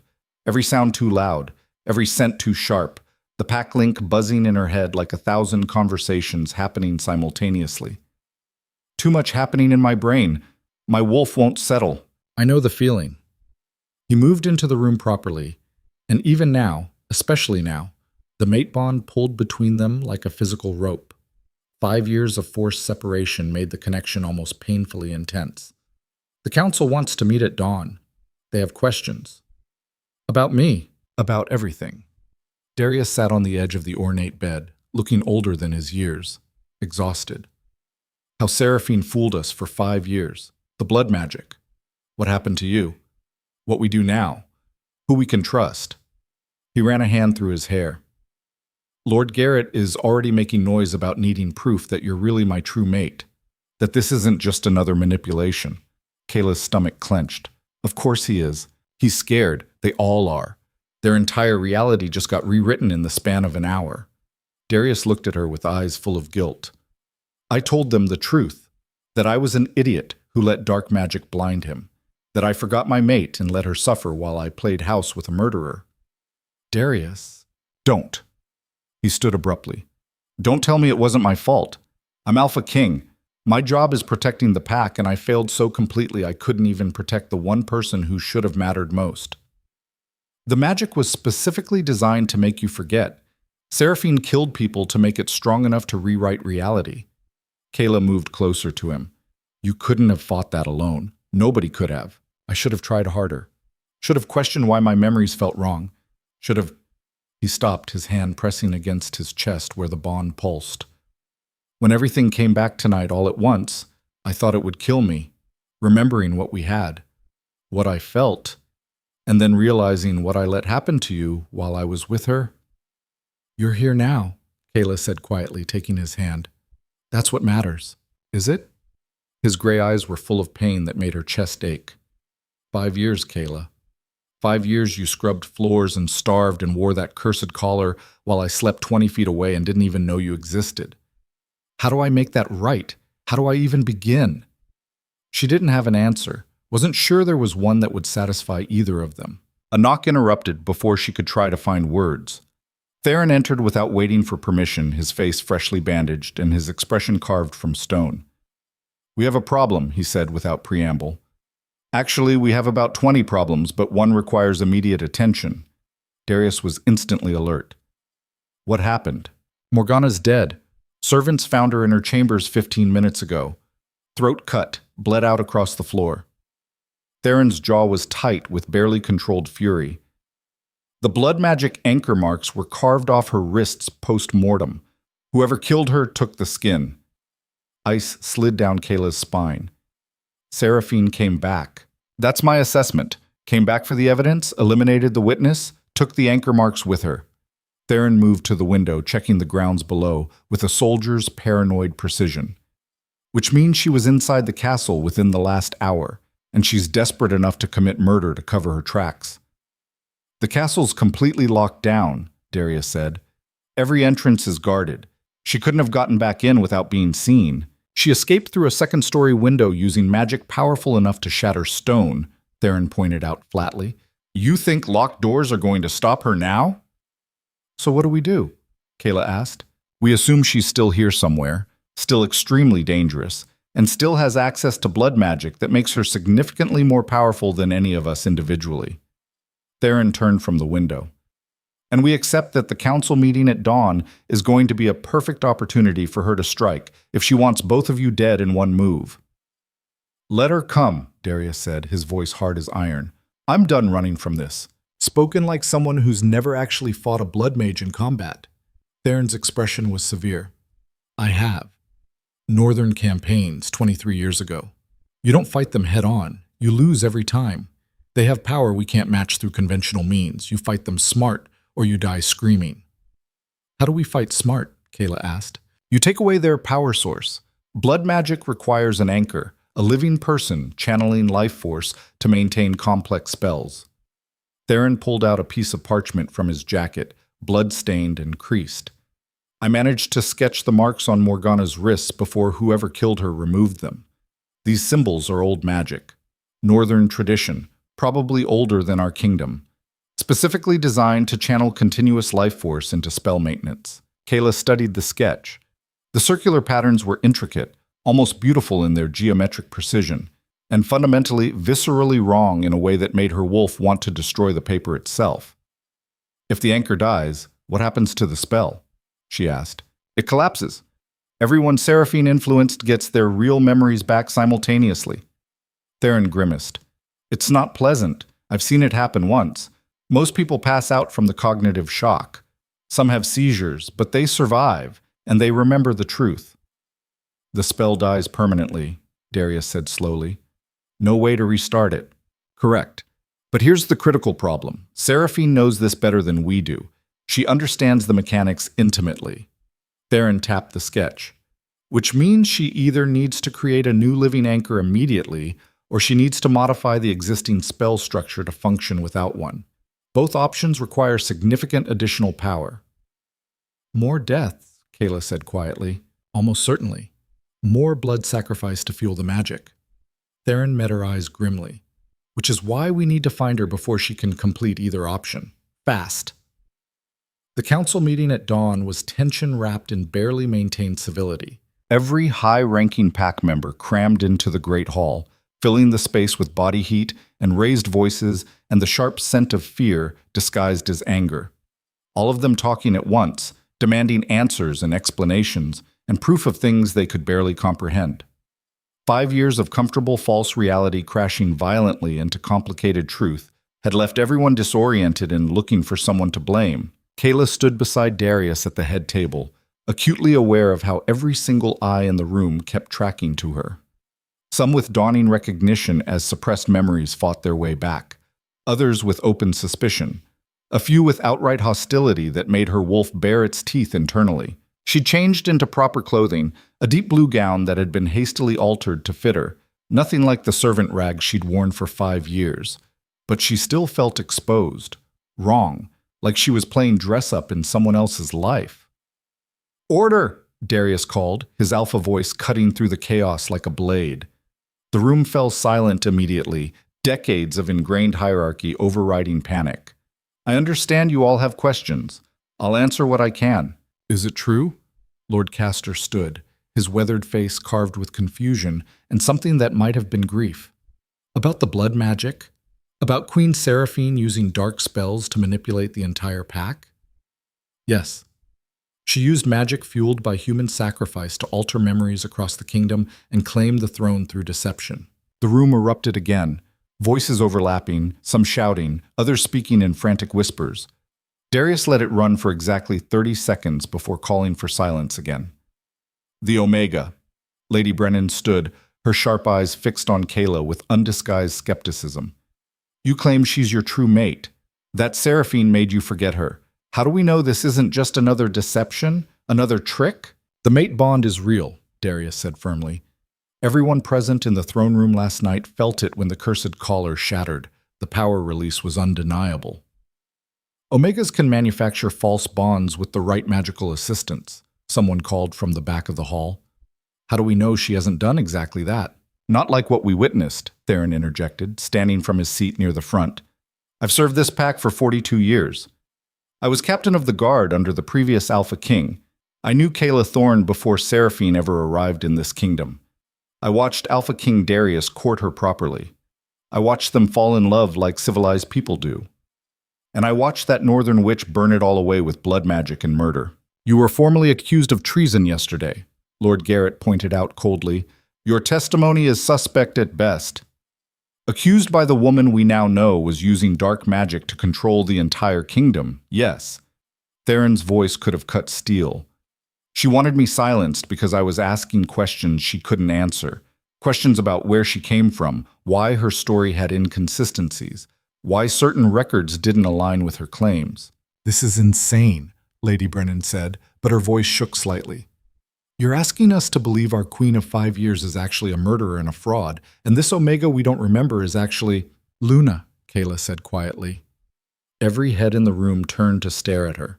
She took a breath and spoke louder, letting her newly freed wolf add power to her voice. I am Luna of this pack. I was chosen by the mate bond 6 years ago.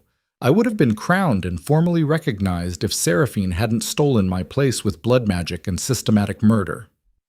Convenient that you remember this clearly now, Garrett said with obvious skepticism. After 5 years of complete silence. I was collared with cursed silver specifically designed to suppress my wolf and make everyone forget my existence. You included, Lord Garrett.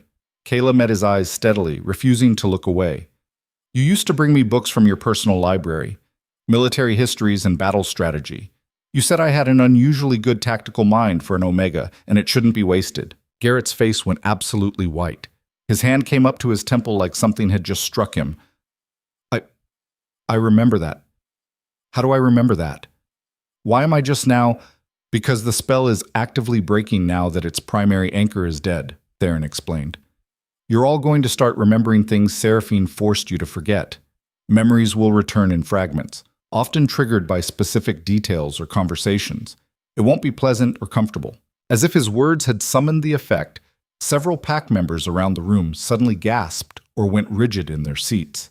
Kayla watched memories hit them like physical blows, bodies jerking, hands gripping table edges, faces contorting with pain or confusion or dawning horror. A woman near the back started crying openly. A guard stationed by the door dropped to his knees, both hands pressed hard against his temples. What's happening to them? Someone shouted, panic threading through the words.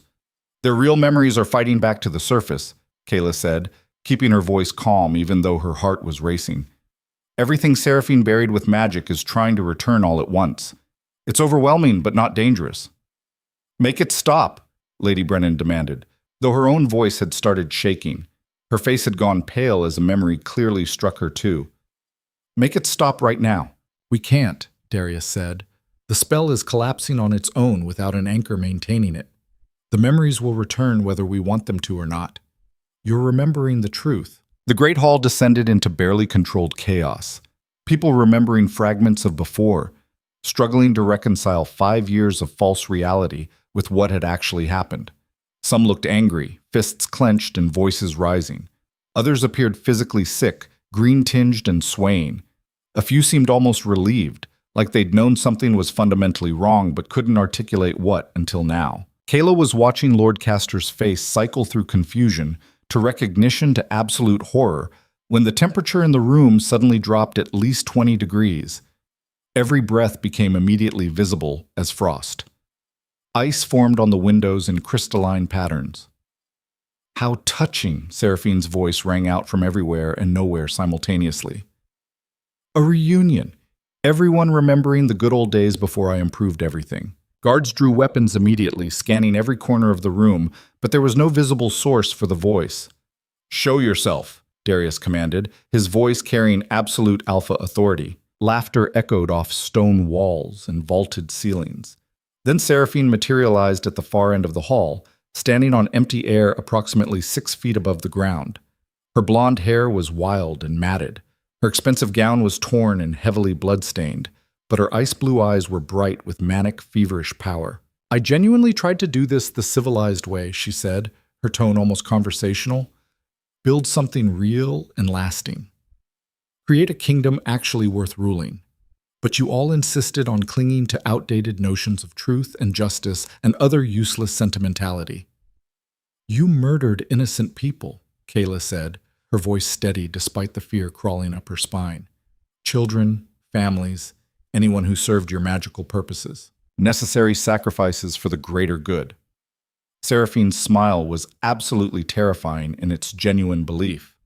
The weak die so the strong can build something better and more efficient. That's simply how the world functions. I didn't invent the rules. That's how monsters justify their atrocities, Theron said flatly. Call me whatever makes you feel morally superior. Seraphine shrugged, the gesture incongruous with her elevated position and wild appearance. I came back for what belongs to me. The throne. The kingdom. The power I spent 5 years carefully building and maintaining. You have nothing left, Darius said. Your spell is broken. Your anchor is dead. Everyone knows the complete truth now. Do they really? Seraphine's expression turned almost pitying. You think killing Morgana ended my access to power? Sweet, stupid boy. I carved the anchor from her flesh before she finished dying. I have it integrated right here. She raised her right hand and Kayla's stomach turned violently. The skin was marked with fresh cuts and the same circular patterns that had been burned into Morgana's wrists. But these glowed with active power, pulsing with each of Seraphine's heartbeats. I am the anchor now, Seraphine said, her voice rising with triumph. The spell lives directly in my flesh and blood, and I'm about to demonstrate exactly how much power that provides. She spoke 3 words in a language that physically hurt to hear, consonants that shouldn't exist scraping against reality itself. The world tilted sideways. Reality rippled like disturbed water, and Kayla felt the spell slam through the room like a shockwave. Half the pack members present suddenly stopped moving, stopped breathing. Their eyes went completely blank, pupils dilated and unseeing. When they moved again, they moved with coordinated inhuman precision, drawing weapons. Turning toward Darius and Kayla with murder in their empty expressions. No, Darius breathed, horror clear in his voice. Yes. Seraphine's smile was victorious and completely insane. Everyone I touched with the original spell is still connected to me through the anchor now living in my flesh. And I'm calling in every single connection simultaneously. They're mine, all of them. Kayla counted rapidly, her tactical mind automatically assessing threats. At least 30 pack members with blank eyes and drawn weapons moving with the coordinated efficiency of a hive mind. The guards who weren't affected immediately moved to intercept, but they were badly outnumbered and clearly hesitant to hurt their own people. You can't possibly control this many people simultaneously, Theron shouted, already moving toward a weapons rack. The power drain will kill you in minutes. Then I'll die taking all of you with me, Seraphine screamed, her voice breaking with strain. Blood was already running from her nose. If I can't have this kingdom, absolutely no one will, especially not her. The controlled pack members rushed forward as one. What followed was absolute chaos. Pack members fighting pack members, nobody wanting to seriously hurt their own people, but having no choice. Darius was trying to issue alpha commands, but the controlled fighters weren't responding. Seraphine's magic had severed their connection to the pack hierarchy. Theron had grabbed a sword and was fighting purely defensively, trying desperately not to kill anyone. Kayla saw Lord Garrett coming at her with a knife, his face twisted with effort.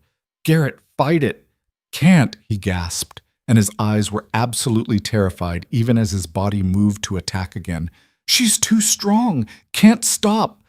A blade sliced across Kayla's shoulder before she could dodge completely. She hissed in pain as hot blood ran down her arm, soaking into the borrowed gown.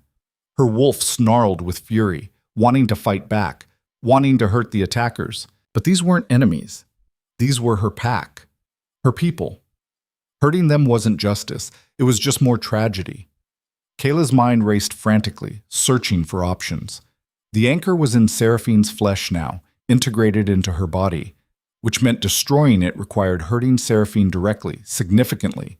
But she was floating 6 feet above the ground, protected by a visible shield of dark magic that repelled every weapon thrown at her. Unless... Darius! Kayla shouted over the sounds of combat. The mate bond! Can you feel it right now? What? He was fending off 3 attackers simultaneously, trying hard not to injure them seriously. Not the time. The bond. Focus on it.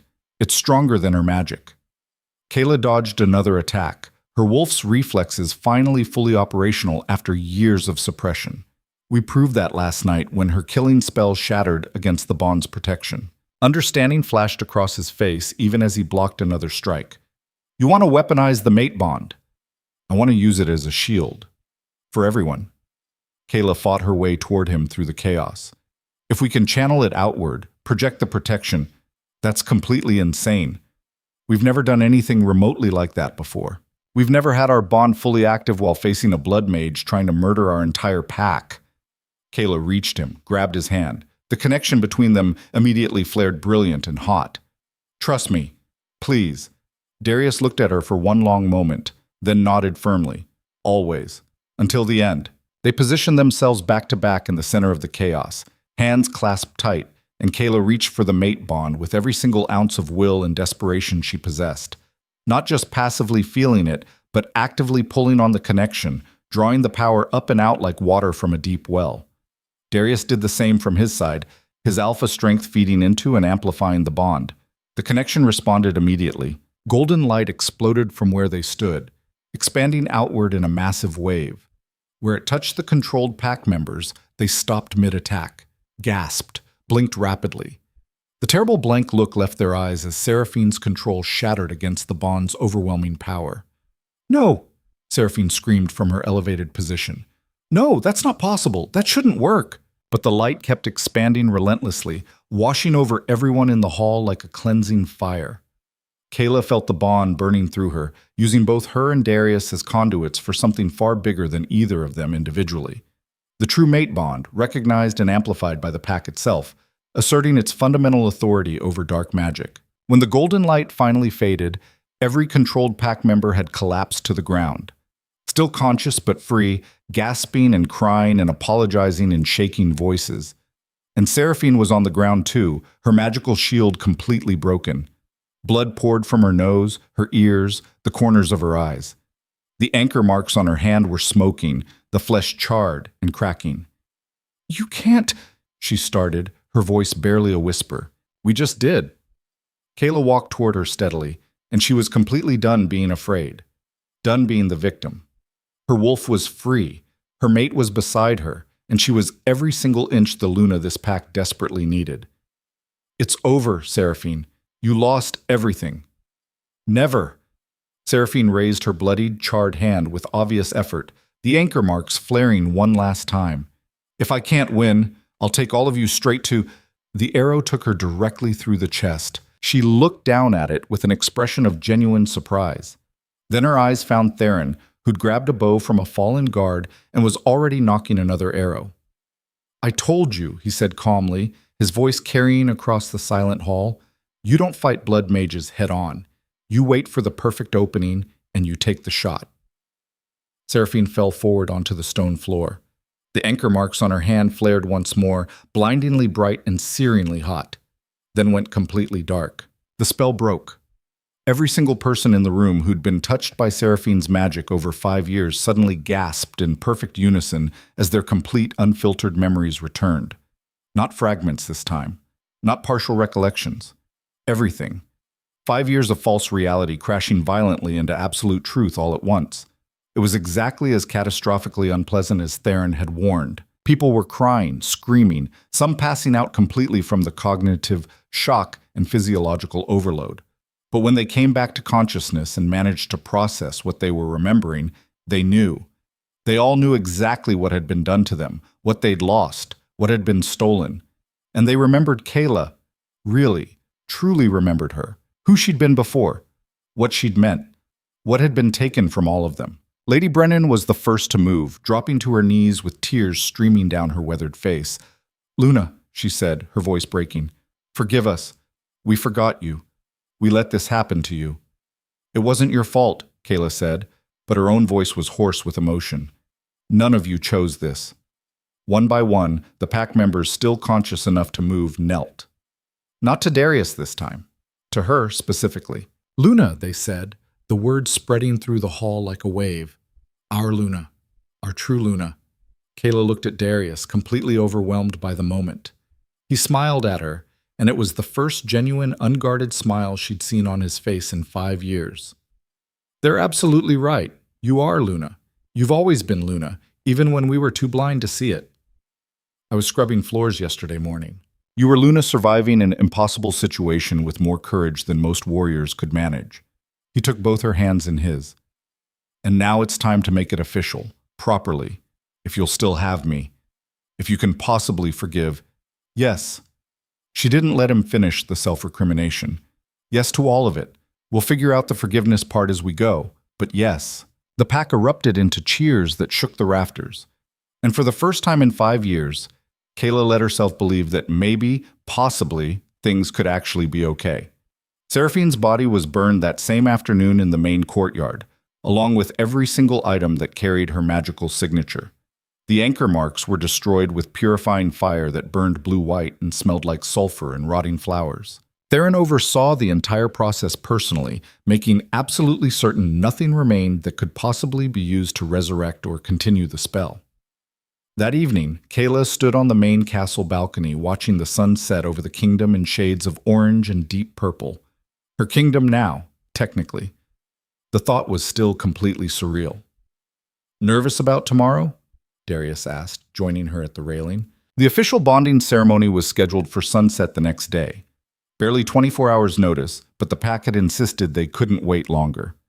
"Terrified," she admitted honestly. "I don't know how to be Luna. I spent 5 years being nobody.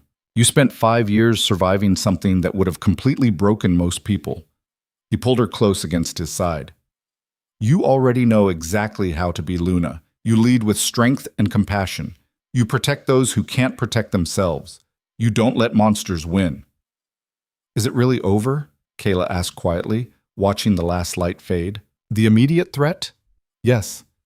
Seraphine is dead. The spell is completely broken. Everyone has their real memories back." Darius was quiet for a long moment. "But she had allies in the northern territories, resources and connections we don't fully understand yet. We'll need to stay vigilant." "So not actually over, just pause temporarily." "Maybe. Probably." He turned her to face him directly. "But we face whatever comes next together this time. No more separation, no more forgetting, no more lies." His gray eyes were intense, sincere. "I meant every word I said. You're my mate, my Luna, my everything, and I'm never letting anything or anyone come between us again." Kayla kissed him, and the bond sang between them, whole and true and absolutely unbreakable. When they finally broke apart, she could see pack members gathering in the courtyard far below, setting up for what looked like an impromptu celebration. Musicians tuning instruments, tables being arranged and loaded with food. "What's all that?" she asked. The pack wanted to celebrate their Luna's return properly. Darius smiled. "They've been planning it since this afternoon. I think half the kingdom is coming." "For me, for you, for us, for the truth finally winning." He squeezed her hand. "Ready to go be celebrated?" Kayla took a breath, looking out over the kingdom one more time. 5 years ago, she'd been erased, forgotten, made into nothing. Now she was standing here as Luna, with her mate beside her and her pack waiting below to welcome her home. "Yes," she said, "I'm ready." They went down together to join their people, and for the first time in 5 years, Kayla felt like she was finally, truly home. The celebration lasted until dawn broke pale and gold over the eastern mountains. Kayla moved through the crowd in the courtyard, still not entirely comfortable with how people looked at her now. With respect instead of dismissal. With recognition instead of that sliding blank gaze the caller had forced on them. Children she didn't know brought her flowers. Elderly pack members she'd never met clasped her hands and cried, thanking her for surviving, for coming back, for being strong enough to endure what Seraphine had done. It was overwhelming in a completely different way than being invisible had been. "You're doing fine," Darius murmured in her ear as they paused near the musicians.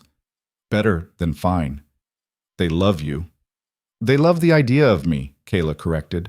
"The Luna who survived impossible odds. They don't actually know me yet." "Then let them learn." He squeezed her hand. "You've got time now. We both do." But time felt like a luxury Kayla wasn't sure they'd actually earned yet. She kept waiting for the other shoe to drop. For Seraphine to somehow come back from the dead. or for her northern allies to descend with armies, or for the spell to reassert itself. 5 years of survival had taught her that safety was always temporary, that comfort was a trap, that the moment you relaxed was the moment something came for your throat. "Stop thinking so loud," Theron said, appearing beside them with a cup of something that smelled strongly alcoholic. "You're making the guards nervous, just being cautious. There's cautious and there's paranoid. You're leaning toward the second." He took a drink and grimaced. "Though given what you've been through, I'd say you've earned some paranoia." "Is the perimeter actually secure?" Kayla asked, lowering her voice. "As secure as we can make it.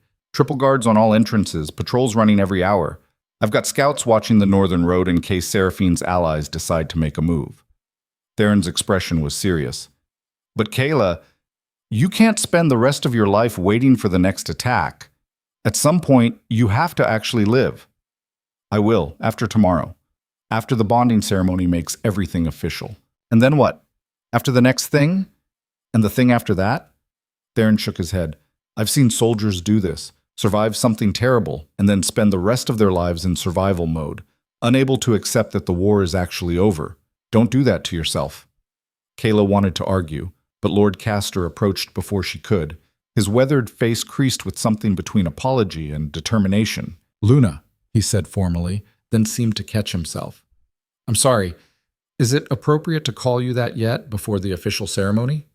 "It's fine," Kayla said, though the title still felt strange in her mouth. "What can I do for you, Lord Castor?" "I wanted to apologize. Properly."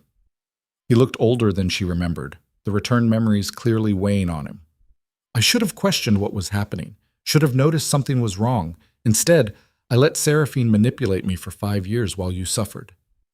"You were under a spell specifically designed to prevent questioning," Kayla said gently. "That wasn't your fault." "Wasn't it?" Castor's voice was rough. "I'm supposed to be one of the king's primary advisors. My job is to notice inconsistencies, to question decisions that don't make sense. But I didn't.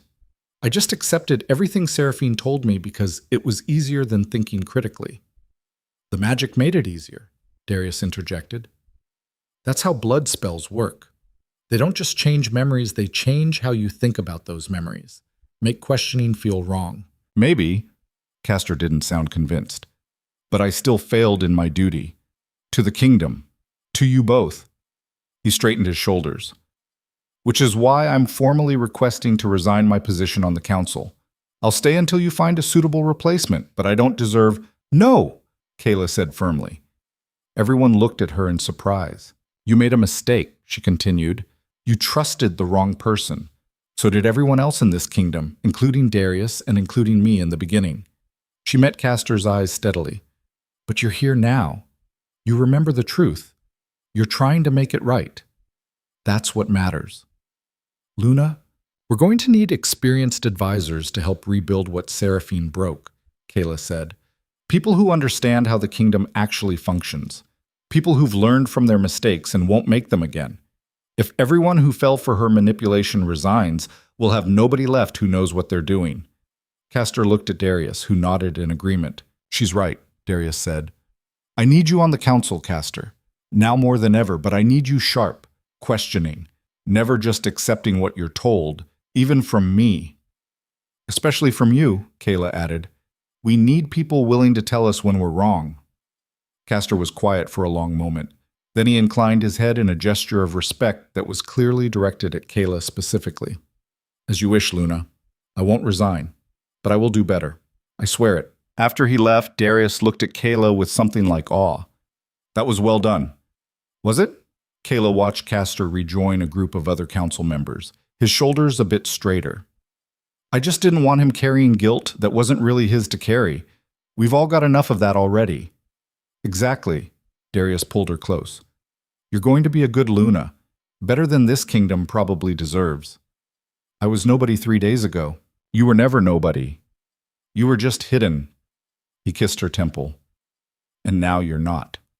The bonding ceremony was scheduled for sunset the following day, which gave them roughly 18 hours to prepare for something that should have taken months to plan properly. The pack didn't care. If anything, the rushed timeline seemed to energize everyone. Servants working double shifts to prepare the Great Hall. Seamstresses creating a proper ceremonial gown overnight. cooks preparing a feast that would feed half the kingdom. Kayla spent most of the day in a state of controlled panic, being fitted and primped and coached on ceremonial protocols she should have learned years ago. Breathe, Lady Brennan instructed, adjusting the gown's neckline for the 4th time. You look beautiful. Stop fidgeting. I don't know the words, Kayla said. For the ceremony. I never learned them. You learned them 6 years ago, Brennan corrected gently. You just don't remember because of the spell. But your wolf remembers. When the time comes, the words will be there. Kayla wasn't entirely convinced, but she nodded anyway. The gown they'd created was deep forest green, simple in design but clearly expensive. No collar, obviously. Never again would she wear anything around her throat. The seamstresses had understood without being told, leaving her neck bare and free. As sunset approached, Kayla found herself standing alone in the preparation chamber, staring at her reflection and barely recognizing the woman looking back. A knock at the door made her turn. Theron entered looking uncomfortable in formal dress clothes, but carrying himself with his usual military precision. "The pack is assembled," he said. "Darius is waiting. You ready?" "No," Kayla admitted. "Absolutely not. What if I mess up the words? What if everyone realizes I have no idea what I'm doing? What if—" "Kayla," Theron's voice was firm but kind. "You survived 5 years of hell. You exposed a murderer. You broke a blood magic spell. You think you can't handle one ceremony? That's different. That was survival. This is—" She gestured helplessly at the gown, at herself. "This is being responsible for people, for an entire kingdom. I'm not qualified." "Nobody's ever qualified," Theron said. "Leadership isn't about being perfect. It's about showing up and doing your best even when you're terrified. You've already proven you can do that." "Have I? You stepped forward in that throne room when you could have stayed hidden. That took more courage than most people have in their entire lives." He offered his arm. "Come on. Your mate is waiting, and if we're late, the council will have opinions." Kayla took his arm, grateful for the support. They walked through corridors packed with pack members who'd come to witness the ceremony. Everyone bowing as she passed, murmuring "Luna" with what sounded like genuine respect. Kayla kept her head up and her expression calm, even though her heart was trying to beat its way out of her chest. The great hall had been transformed. Candles everywhere, their warm light reflecting off polished surfaces. Flowers woven through the support columns. Every pack member of significance present and waiting. And at the far end, standing before the traditional bonding altar, was Darius. He was dressed in ceremonial black and silver, the formal regalia of the Alpha King, but his eyes were only for her, and when their gazes met across the length of the hall, the mate bond flared so bright Kayla almost stumbled. Theron steadied her. "Easy, one foot in front of the other. You've got this." The walk down the center aisle felt like it took hours and seconds simultaneously. Every face watching, every breath held. The weight of 5 years and broken promises and impossible survival pressing down on her shoulders. Then she reached Darius, and he took her hands, and everything else faded to background noise. "Hi," he said quietly, smiling. "Hi," she managed back. The elder performing the ceremony began speaking in the old language, words that had been used for centuries to bind mates together. Kayla found that Lady Brennan had been right. Her wolf did remember. The responses came without conscious thought, ancient and right. "Do you, Kayla Thorne, accept this bond freely given? Do you pledge yourself to this pack, to lead with strength and compassion, to protect those who cannot protect themselves, to honor the old ways while forging new paths?" "I do." Her voice was steady. "I accept and I pledge." "Do you, Darius Blackmore, recognize this woman as your true mate? Do you pledge to stand beside her as equal, to honor her wisdom, to protect her person, to bind your life to hers until death parts you?" "I do," Darius said, his voice rough with emotion. "I recognize and I pledge." The elder produced a ceremonial blade, silver and ancient. "Then let blood seal what words have promised." Darius held out his palm. The blade cut quickly, a thin line of red appearing. Then Kayla's turn. The pain was sharp but brief. They pressed their bleeding palms together, and the mate bond exploded into something beyond description. Every person in the hall felt it, gasped as the power washed over them. This was what a true bonding felt like. Not Seraphine's manufactured lies, but something real and fundamental and absolutely undeniable. By blood and bond, by pact and promise, I declare you mated and sealed, the elder announced. Luna and Alpha, bound until death. The hall erupted into cheers that shook the rafters. Darius pulled Kayla close and kissed her, and the bond sang between them, finally complete after 6 years of separation and suffering. When they broke apart, Kayla turned to face the assembled pack as they recognized Luna for the first time. The response was immediate and overwhelming. Every person present knelt, heads bowed in respect. Luna, they said in unison. Our Luna. Kayla looked at Darius, who smiled encouragingly. She took a breath and spoke, letting her wolf add strength to her voice. Rise, please, all of you. They stood. I know these have been difficult days, Kayla said, her voice carrying through the hall. You've had your reality rewritten twice in less than a week. You've learned that someone you trusted betrayed you completely. You're confused and angry and probably scared about what comes next. She paused, seeing nods of agreement throughout the crowd. I can't promise that everything will be perfect from now on. I can't promise there won't be more challenges, more threats, more difficult days ahead. Kayla met as many eyes as she could. But I can promise this. I will never lie to you. I will never use you for power. I will fight every single day to build a kingdom where nobody has to suffer the way I suffered, where the strong protect the weak instead of exploiting them, where truth matters more than convenient fiction. The silence was absolute. I didn't ask for this position, Kayla continued. 5 years ago, I would have been happy just to be Darius's mate without all the politics and ceremony. But Seraphine took that choice from me, from all of us. And now we have to rebuild from the ashes of what she burned. She straightened her shoulders. So here's what I'm asking. Help me. Question me when I'm wrong. Hold me accountable when I fail. Be the pack we should have been all along, honest, strong, and bound together by more than just magic and hierarchy. Lady Brennan was the first to respond, her voice carrying clearly. We will, Luna. We pledge it. We pledge it, the pack echoed. The feast afterward was chaotic and loud, and everything Kayla had never experienced in 5 years of invisible servitude. People wanted to talk to her, to share their own experiences under Seraphine's spell, to thank her for surviving long enough to expose the truth. She listened to all of them, remembered names and faces and stories, made mental notes of who seemed genuine and who seemed to have their own agendas already. Being Luna, she was quickly learning, wasn't about wearing nice clothes and standing next to the Alpha King. It was about paying attention, understanding people, seeing patterns and connections that others missed. It was exhausting, but also, in a strange way, exactly what she'd been doing for 5 years, just with different stakes and better clothes. You're thinking too hard again, Darius said, finding her near midnight as the celebration finally started winding down. Just processing, Kayla said. A lot of new information. Come with me. He took her hand. There's something I want to show you. He led her away from the great hall, through corridors that were finally starting to feel familiar instead of foreign, upstairs that wound through the castle's oldest sections. They emerged onto the highest tower balcony, the same one where Kayla had first met with Theron to plan Seraphine's exposure. The kingdom spread out below them, peaceful and dark except for scattered lights from villages and farms. A cool breeze carried the scent of autumn approaching.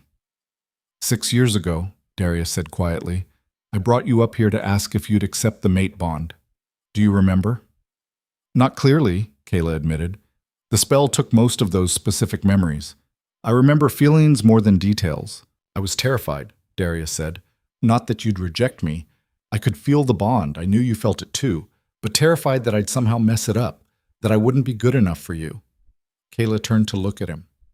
You thought you weren't good enough for me. You are brilliant, strategic, kind, despite everything you'd been through as an Omega in a pack that didn't value you properly. He smiled sadly. I was just the guy who happened to be born into the right family. I didn't feel like I deserved you. And now? Now I know I definitely don't deserve you. But I'm going to spend the rest of my life trying to be worthy of you anyway. He cupped her face gently. I'm so sorry for what happened, for forgetting you, for letting you suffer. I know saying sorry doesn't fix it, but stop, Kayla said softly. We can't spend the rest of our lives apologizing for things that weren't our fault. Seraphine did this. Not you. Not me. Her. I should have fought harder. You literally couldn't. That's what blood magic does. It takes away your ability to fight, your ability to even recognize something's wrong. Kayla took his hands.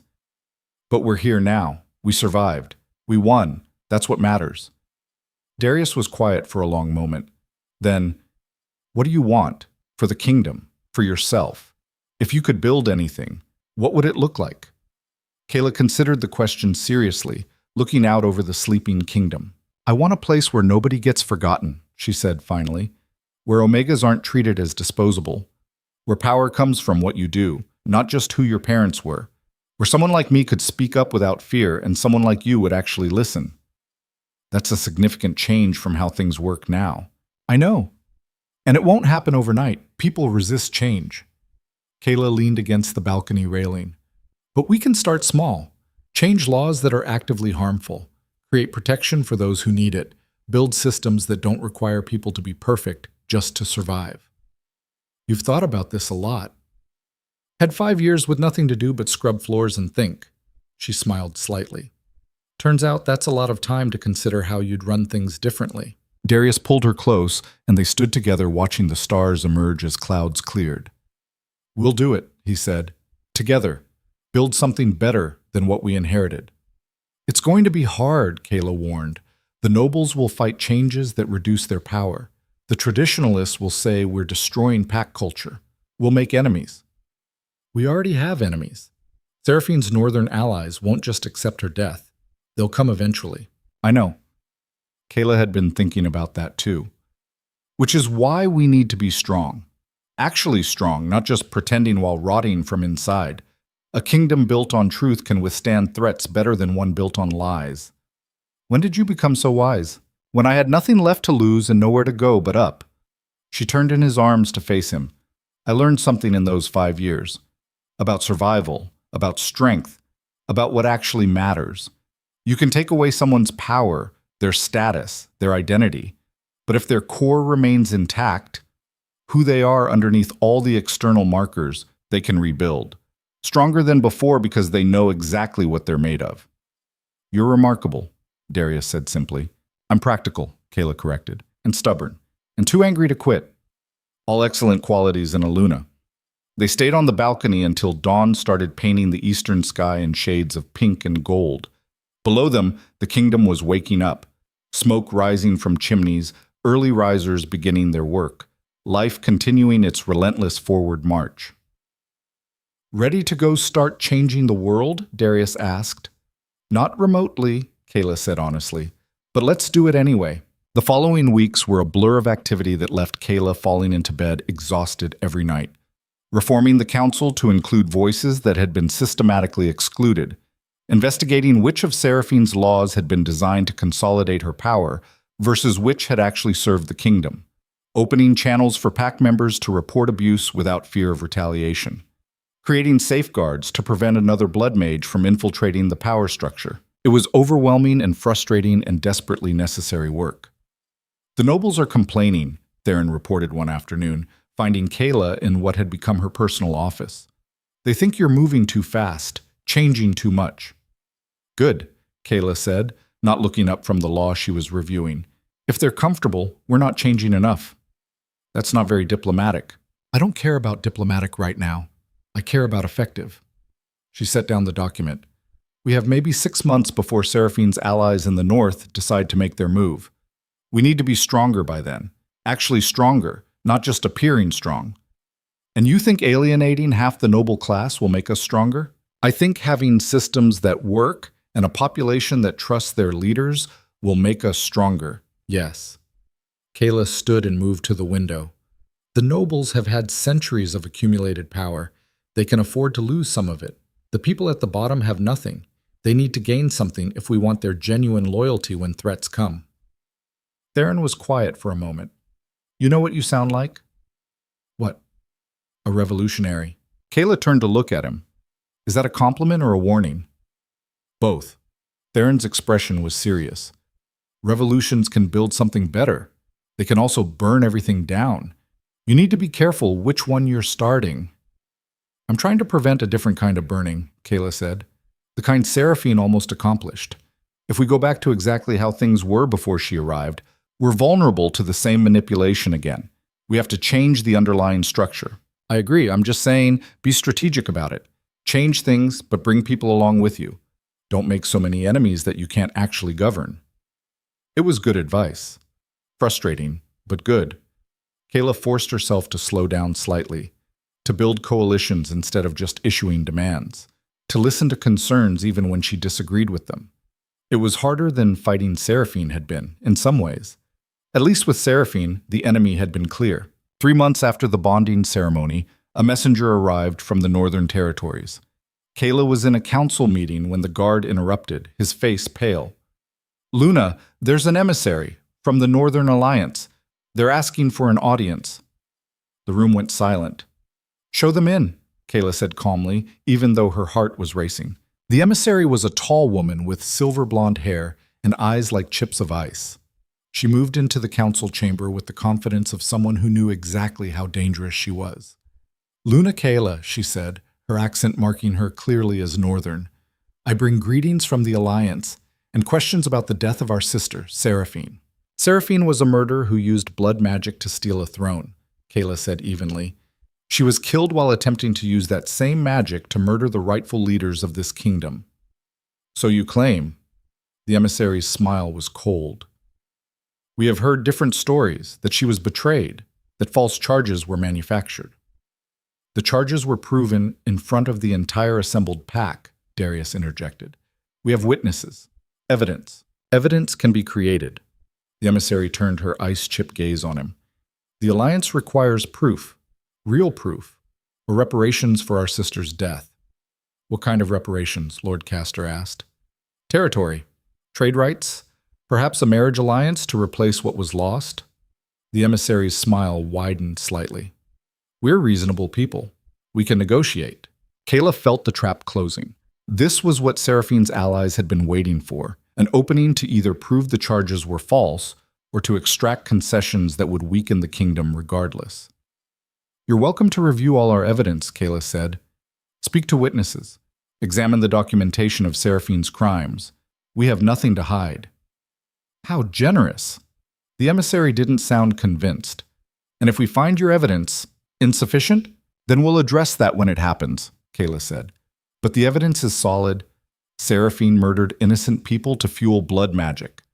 That's not negotiable truth." The emissary studied her for a long moment. "You're not what I expected." "What did you expect?" "Someone easier to intimidate." The emissary's expression shifted slightly, becoming almost approving. "Seraphine wrote about you in her letters, said you were broken, a servant too traumatized to be a threat. Clearly she was wrong." "Really?" Kayla agreed. "I'll review your evidence," the emissary said, "and I'll report back to the Alliance. But know this, Luna, if we determine Seraphine was wronged, there will be consequences. The North does not forget its debts." "Neither do we," Kayla said quietly. "The people Seraphine murdered to fuel her magic deserve justice. Their families deserve acknowledgement. If the North wants to discuss debts, we can start there."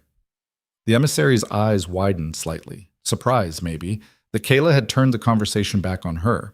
After she left, the council erupted into worried discussion. "This is exactly what we feared," Lord Garrett said. "The North looking for excuses to move against us." "Let them look," Kayla said. "The evidence is solid. If they're honest in their review, they'll find the truth." "And if they're not honest?" Lady Brennan asked. "Then we prepare for war," Darius said grimly. "But we don't surrender truth just to avoid conflict." The emissary spent 2 weeks reviewing evidence.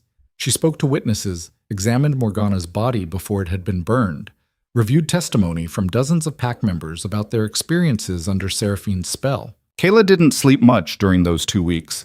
When the emissary finally requested a final audience, Kayla braced for the worst. "I have completed my review," the emissary said formally, standing before the assembled council. "And I must report that the evidence against Seraphine is compelling. The blood magic is undeniable. The deaths are documented. The manipulation is proven." Relief flooded through Kayla, though she kept her expression neutral. "However," the emissary continued, "the Alliance is disturbed that one of our own could commit such acts. It reflects poorly on our selection and training processes." Your selection processes? Kayla repeated carefully. Seraphine was chosen specifically to forge an alliance with your kingdom. Clearly, we chose poorly. The emissary's expression was serious. The alliance wishes to formally apologize for the damage our sister caused, and to offer reparations. The council room went completely silent. You're offering us reparations? Darius asked slowly. For the deaths caused by our sister's magic. For the damage to your kingdom's stability. For the suffering inflicted on your Luna. The emissary looked at Kayla directly. The North values honor. When we're wrong, we acknowledge it and make amends. What kind of amends? Kayla asked. Territory along the disputed border, trade concessions for the next decade, and a formal treaty of non-aggression that will last our lifetimes. The emissary pulled out a sealed document. If you'll accept. Kayla looked at Darius, who looked as stunned as she felt. We'll need to review the terms, Kayla said carefully. But, yes, in principle, we're open to this. Good. The emissary actually smiled, and it looked genuine. I should warn you, not everyone in the Alliance is happy about this decision. Seraphine had supporters who won't easily accept her crimes. You may face resistance. We're used to resistance, Kayla said. I can see that. The emissary inclined her head respectfully. You've built something interesting here, Luna. A kingdom that admits its mistakes and works to fix them. That's rare. Valuable. After she left, Kayla finally allowed herself to breathe. Is it really over? She asked Darius quietly. The immediate crisis? Yes. The work of rebuilding? He smiled. That's just beginning. 6 months after Seraphine's death, Kayla stood in the castle gardens watching the first snow of winter fall. The gardens had been completely redesigned. Instead of the elaborate high-maintenance displays Seraphine had preferred, Kayla had commissioned practical spaces, medicinal herbs, food crops, areas where pack members could come to find peace. Productive and beautiful, Darius said, joining her, just like everything you do. Flattery won't get you out of the budget meeting later, Kayla said, but she was smiling. Worth a try. He wrapped his arms around her from behind. How are you feeling? Good. Tired. Overwhelmed. Normal. She leaned back against him. How are you? Same. Also deeply proud of everything you've accomplished. Kayla thought about the changes they'd implemented. Laws protecting Omegas from abuse, systems for pack members to report concerns without fear, regular council sessions where anyone could present grievances, education programs so knowledge wasn't hoarded by the elite. It wasn't perfect. There were still problems, still resistance, still people who resented the changes, but it was better. Measurably, tangibly better than what Seraphine had left behind. I was thinking, Kayla said slowly, about the girl I was 6 years ago. The one who was so desperate to be valued that I would have settled for just being recognized as your mate. No ambition beyond that. And now? Now I want to build something that outlasts us. A kingdom where the girl I was wouldn't need to fight so hard just to be seen. She turned in his arms. Is that too ambitious? Not remotely, Darius said. It's exactly ambitious enough. They stood together in the falling snow, watching their kingdom prepare for winter. Somewhere below, pack members were going about their lives, working, loving, arguing, living, trusting that their leaders were working to build something worth believing in. Kayla thought about the 5 years she'd spent invisible, forgotten, collared, and broken. How close she'd come to giving up entirely. How many times she'd considered just disappearing and letting Seraphine win. But she hadn't. She'd survived, fought back, won. And now she was building something new from the ashes of what had been destroyed. Thank you, she said quietly. For what? For not giving up on finding me. Even when you couldn't remember I existed. She touched his face gently. Some part of you kept searching, kept questioning. That's what made this possible. We made it possible, Darius corrected. Together. Together, Kayla agreed. The snow kept falling clean and white, covering everything in fresh possibility. Tomorrow there would be more work, more challenges, more problems to solve. But tonight, Kayla was content to stand with her mate and watch winter arrive, knowing that whatever came next, they'd face it together. She'd started as a forgotten Omega scrubbing floors in silence. She'd become Luna of a kingdom that was learning to value truth over comfort, justice over tradition, and strength that came from surviving impossible things. It wasn't the ending she'd imagined 6 years ago. It was better. Because it wasn't an ending at all. It was just the beginning.